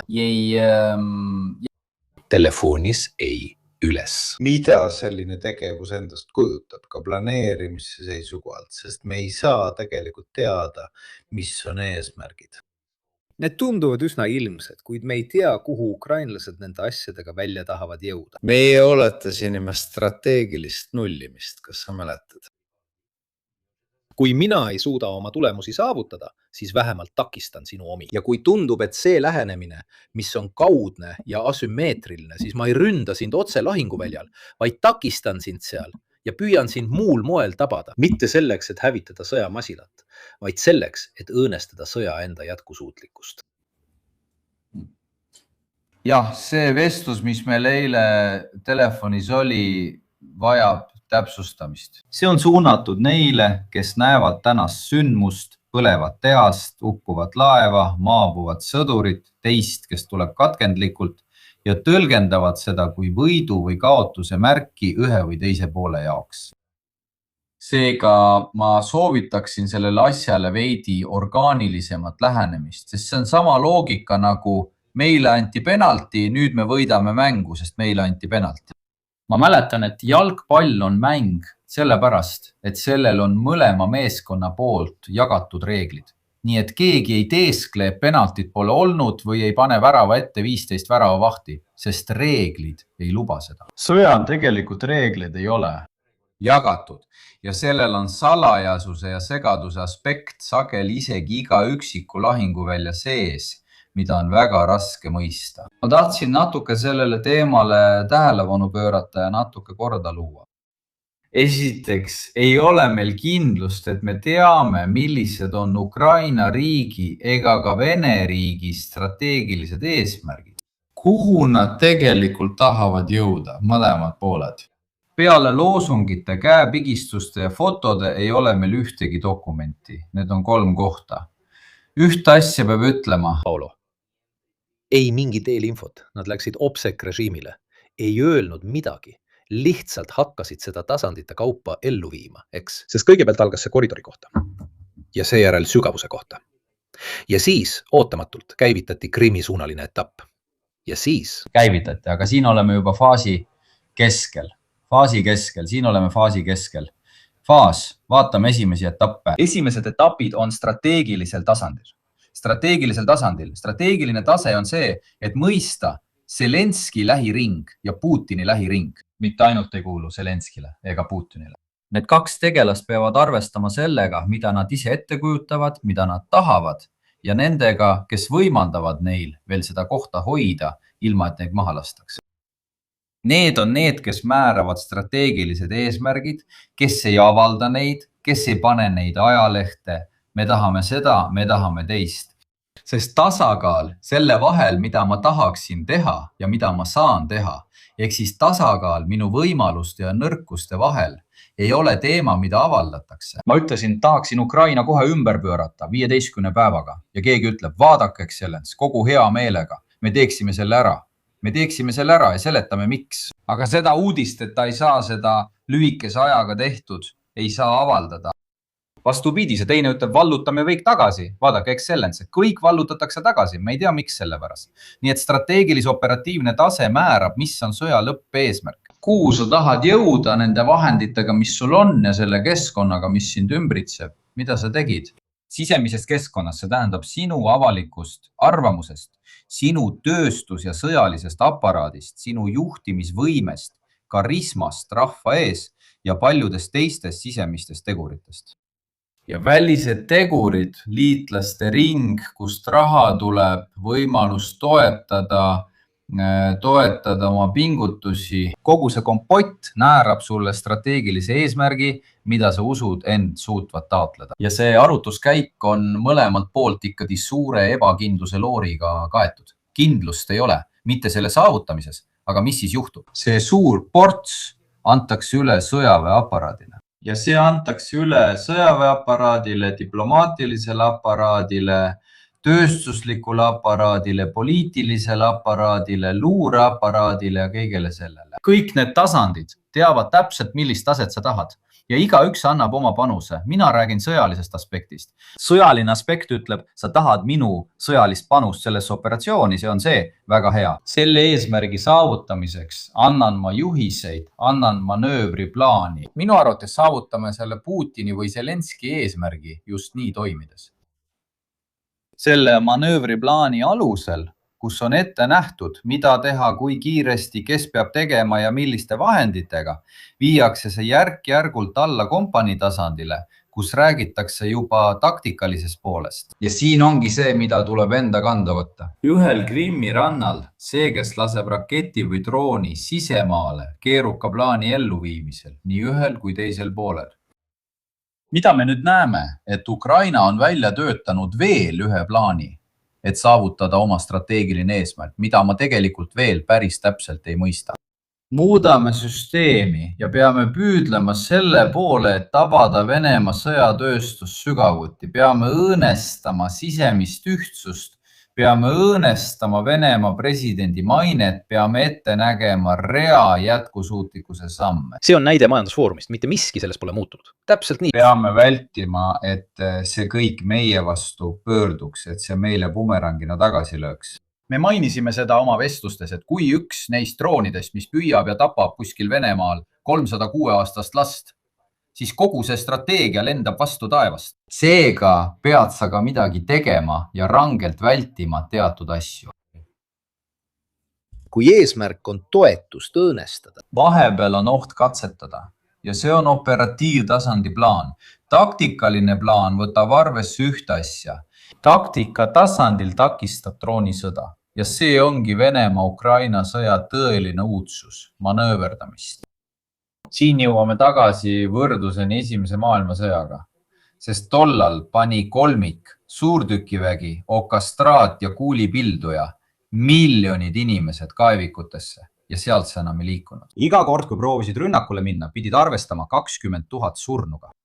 Aga tegelikult see asi, see uuendus, suurtükivägi, kuulipilduja ja okastraat peatas sõja idee umbes 20-30 aastaks, kuni teise maailmasõjani. Nüüd on droonide kasutuselevõtt peatanud vana sõja idee võib-olla 10-20 aastaks. Seega taktikalises plaanis on nii venelased kui ukrainlased öelnud, et me ei liigu kuskil edasi. Edenemist saame saavutada ainult operatiivsel või strateegilisel tasandil saavutatud tulemustega. Siin on droonid, siin on sellised asjad.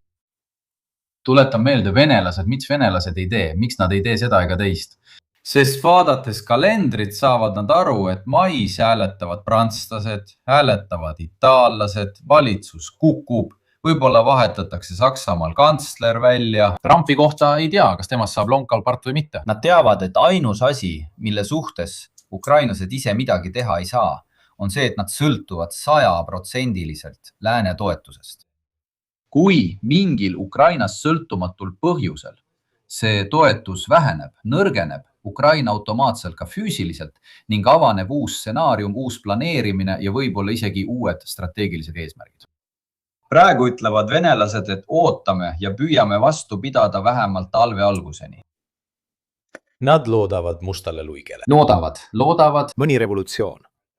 Trump on ise must luik, sest homme teeb ta midagi. Ja ukrainlased loodavad luua teistsugused tingimused enne talve algust. Võib-olla loodavad nad, et on selle asja natuke paika joonistanud. Nii et selgitame, mis on must luik. Selles mõttes, mida me püüame teile selgitada ja mida oleme ka raamatus kirjutanud, on see, et igaüks, kes teile ütleb, ukrainlased on võitnud, venelased on võitnud. või kuulutavad võitu ühes või teises mõttes, alates sõja algusest või tulevastel aastatel. Nad ei kasuta teaduslikku kriteeriumi, sest andmed muutuvad pidevalt ja ilmub uusi andmeid. Näiteks oleme näinud seda kampaaniat, eks? Kõigepealt sügavuses, siis koridoris, siis tuli rünnak elektrijaamadele, siis saabusid minimaabumised robotitega. Nüüd on käimas Azovi kampaania. Et mõista, mida ukrainlased teevad, peame meie nagu Hansuke tegema vastupidist protsessi. Iga kord, kui nad lisavad uue kihi, uue kampaania eelmise peale, püüame neid asju kokku pannes aimata, kuhu nad tahavad jõuda, aga meil pole päris selge, mis nende eesmärk on. Vaatame samm-sammult. Me näeme, mis toimub ja saame loogikat kasutades oletada. Aga nagu me selles sõjas oleme näinud, oli neid, kes arvasid, et ukrainlased ei jõua kunagi Kurskisse. Ja oli neid, kes arvasid, et venelased purustavad ukrainlased 2024 aastal. Ja nad on jõudnud kriitilistesse punktidesse teatud hetkedel, nii ühel kui teisel poolel. Oli neid, kes arvasid, et venelased tõrjutakse Donetski tagasi juba 2022 aastal ja tegelikult 2 pealetungi toimisidki. Mustluik on näide, nagu ka Hormuzi juhtum.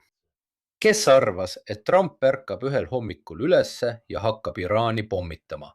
Kuigi tol hetkel ei toimunud midagi, see eksis. Nad ei olnud ei eriti, ütleme, vihased ega tulistanud rakette ega toetanud kedagi.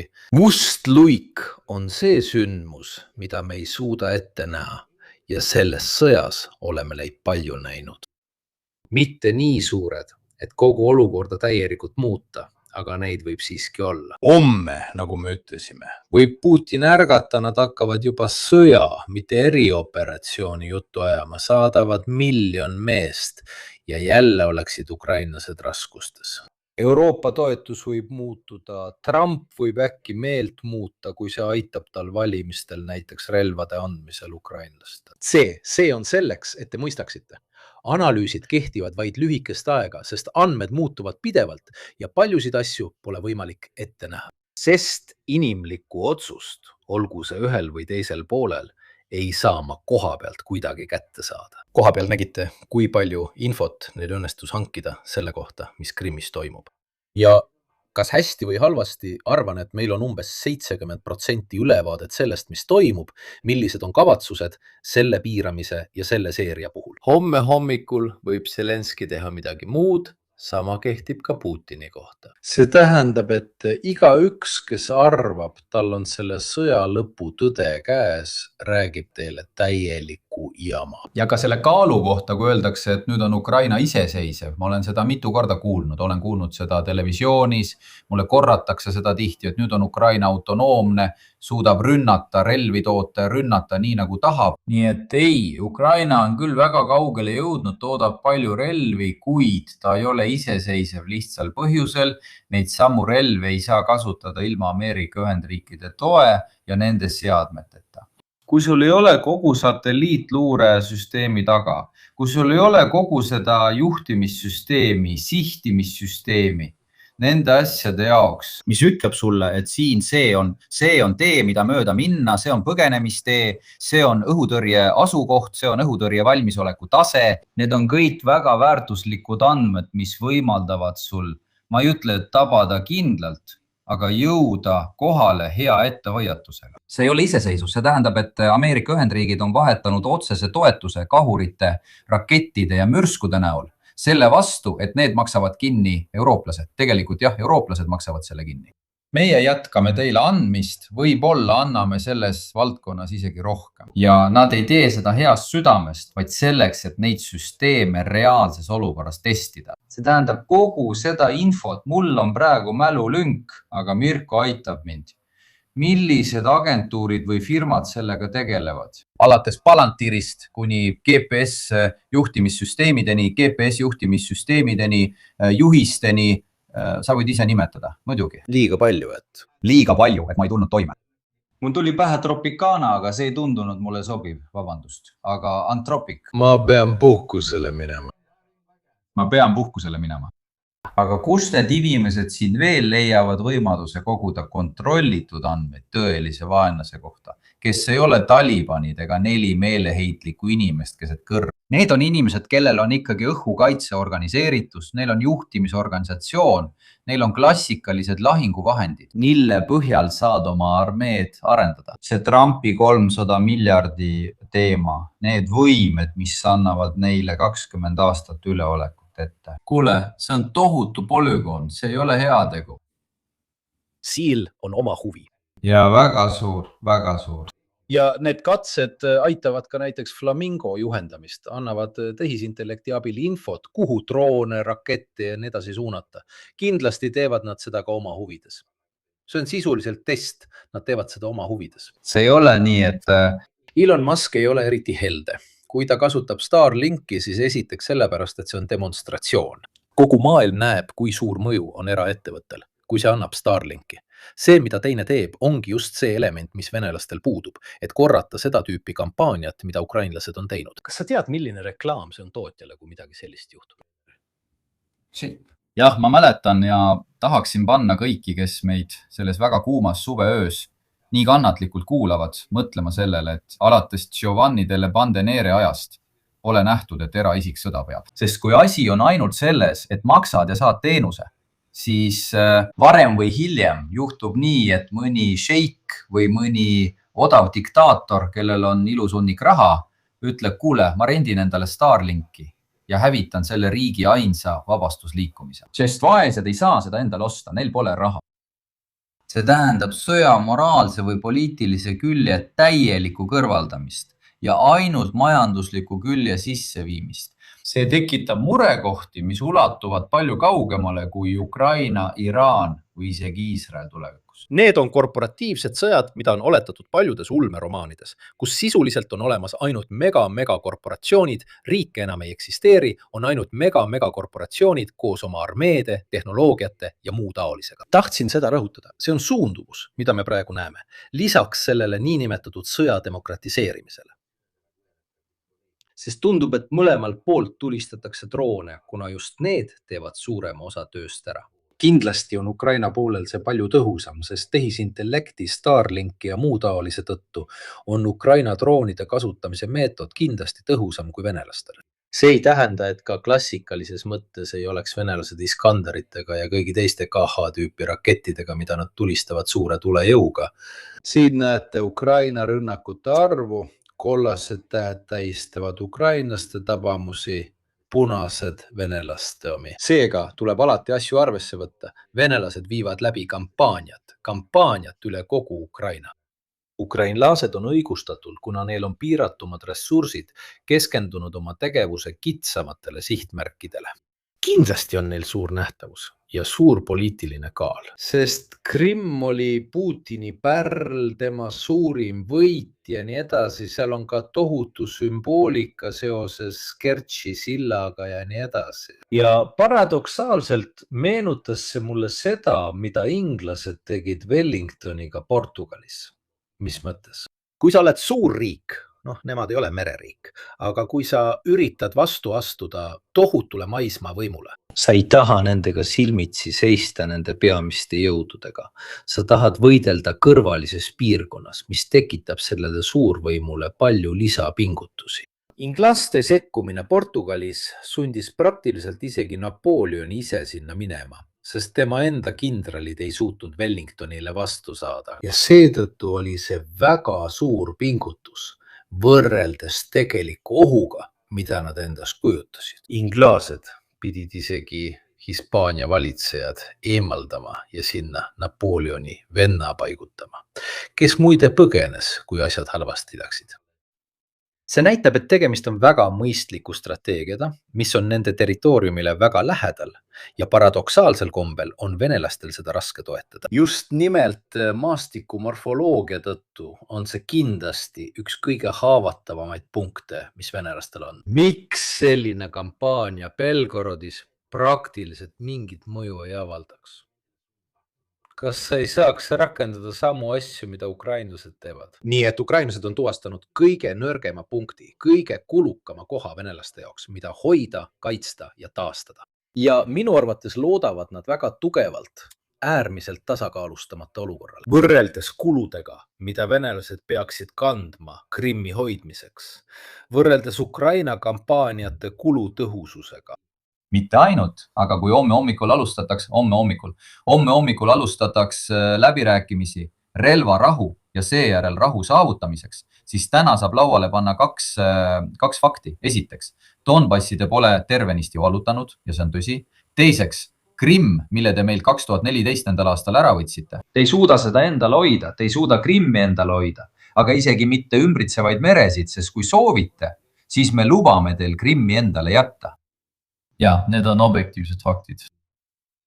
Nüüd on selge, et nende eelduste põhjal ei lähe Putin kunagi läbirääkimiste lauada, sest vähemalt üks kahest elemendist, kas Donbass või Krimm, peab olema kahtlematult tema oma. Kuid et juba see on olnud piisav, et muuta ka Trumpi arusaama. See asi selles kõnes. Näed, see puudutab ka eesmärkide määratlemist. Mul on mõningaid kahtlusi, kas see kõik on ikka Kiievi enda initsiatiiv.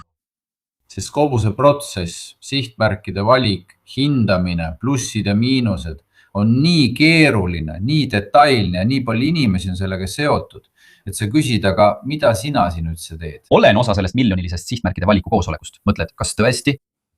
Mis? Ma näen rohkem kui ühte asja, mis lõpuks esitatakse Ukraina heakskiidule. Öeldakse meile, et meil on tulnud ultimaatum katta need 25. Kas olete nõus? Ta ütleb, ei, võib-olla, need 22, jah, nende kohta ma ei tea, näed, see pole niivõrd mingi asi, mitte niivõrd armee iseseisev võimekus vaatab. Kas see on piisav droonide füüsilise tootmise seisukohast? Jah, ja ei see küll, aga kuhu need saata? Ülejäänu, kuhu neid saata? Millal?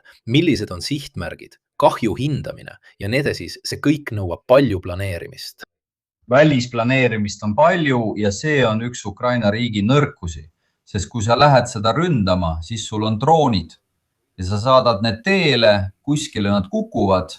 Ja siin, Paolo, toon sisse venelaste jaoks keerulise koha. Venelased teavad, et lääneriikidel on selles suur roll. Nii tehisintellekti planeerimise kui ka avaks lennukite kaudu, mis kindlasti lendavad ja annavad ukrainlastele infot ning nad teavad, et seda ei ole võimalik peatada. See on teema, millest räägitakse palju Vene sõjablogijate seas. Nad ütlevad, et ukrainlased teevad tõesti palju kahju ja viivad meid kriisi nii Krimmis kui ka rafineerimistehaste osas. Tegelikult toodavad nad füüsiliselt droone juba peaaegu 90% ulatuses ise. Muidugi rahastatakse neid ja nii edasi, aga tehniliselt on need droonid pigem kokku pandud kui toodetud, kui tahame täpne olla. Kuidas me saame selle elemendi ära võtta, mis võimaldab ukrainlastel seda teha? Sest laboreid on liiga palju ja need on väikesed. Luure saadakse Ramsteinist, Starlinki kaudu ja tehisintellekti abil ja nii edasi. Kuidas me saame selle asja peatada? Ja seal hakkavad arutelud pihta. Lülitad tootjad välja. See tähendab, et selle asemel, et lahti ühendada, selle asemel, et minna toru otsa juurde, liigud hoopis kraani poole. See tähendab, kui sa tahad vett peatada, siis kas paned toru otsa korgi, aga siis kraani surve lööb selle lahti või keerad kraani kinni. Sest kaitsta toota rohkem õhutõrjet. Panna mehi, nagu nad tegid maanteel, iga 30 meetri tagant mees koos keepiga, need ei ole lahendused. Need on palliatiivsed lahendused. Sa ei ravi probleemi. Probleem süveneb ajaga tegelikult. Just sellepärast, et võimekus, võib-olla tuleb taas esile alternatiiv Milleile, kas sa mäletad, kui tema ütles, poisid, kaugemale me ei lähe, ma saan hakkama. Võib alternatiiv. Kui siis? Võib-olla see pealetung. Aga ma kordan, võib-olla mul ei ole helistanud ei Putin ega Zelenski. Võib-olla on eesmärk, saame tagasi enam-vähem tugevama positsiooni ja siis hakkame läbi rääkima, teades, et igaüks peab oma kibeda pilli alla neelama. Ja siin jõuame tagasi selle jutu juurde, millega me selle arutelu avasime. Kas see lause langeb kokku strateegilise eesmärgiga, mille nad selle sõja alguses endale seadsid? Või pole sellega üldse pistmist? Sest kui pole, siis sõda jätkub Venemaa pooled või ka Ukraina pooled. Ja see, et meil pole aimugi, mis on eesmärk, mitte soov, mitte see, mis mulle meeldiks või mida ma tahaksin. Võib-olla tahaks Putin, et NATO kaoks. või et kellelgi tuleks infarkt. Trumpil ja saatkonnal ning selle tagasitoomist teederisse, see on tema unistus. Aga selle vahel, mida ta tahaks ja selle vahel, mida ta reaalselt teha saab, on teatav vahe. Et vastata Theo VUX-ile, Theo Voxile ei ole olemas ühtegi jämmerit, mis tooks kõik droonid alla. See on mõtet. Tehisintellekti abil suudavad droonid nüüd, kui nad saavad, ütleme, visuaalse kontakti. Nad tuvastavad sihtmärgi ja lähevad oma soodu edasi. Nii et sul pole praktiliselt enam mingit kasu segamisest. Seda öeldes, ma ei tea, kas sa nägid seda otseülekannet, mille ma paar kuud tagasi CKRL Orsos tegin, kus ma sellele tähelepanu juhtisin. Nagu kõik teisedki. Osint analüütikud märkasid Ukrainas tihedat kampaaniat antennide, radarite, õhutõrje ja muu sellise hävitamiseks, mis oli kindlasti ettevalmistus millekski muuks. Sest miks sa peaksid sihilikult nende asjade kallale minema, kui sa ei kavatse midagi muud teha? Ja kõigepealt pead sa kõik puhtaks pühkima. Ja aeglaselt, tükkhaaval, üks osa korraga hakkasid asjad välja tulema. See ei ole nii, et ma üks päev lihtsalt tulin selle ideega, et maanduda Kimbel-Hospitis, sest mind tabas hommikul Damaskuse teel ilmutus.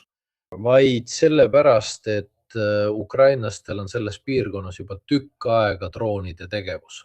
Sest NASA Firms on juba nädalaid selles piirkonnas termilisi jälgi näidanud, mis viitab sellele, et seal toimub ulatuslik pommitamine või droonitegevus. Ukrainlased toovad välja roboti, mis tuleb paadist välja. Nad on piirkonda toonud 3 brigaadi.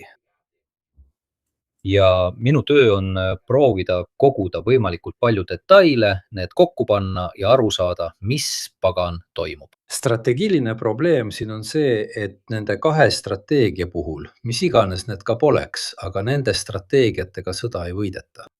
Selles mõttes, et lõpuks ei vallutata territooriumi tagasi, lihtsalt suureneb kahju tekitamise maht.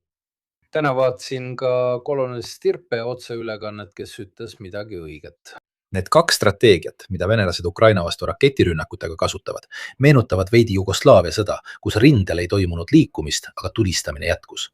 Siin on enam-vähem sama olukord. Rinded peaaegu ei liigu, aga tulistamine jätkub pidevalt erinevate tehnikate ja üha suuremate mahtudega. Nii et see võib kesta väga kaua. Venelased võib olla sellepärast, et nad ei taha enam inimesi raisata. Tahavad näha, kas poliitiline toetus Ukrainale jääb püsima.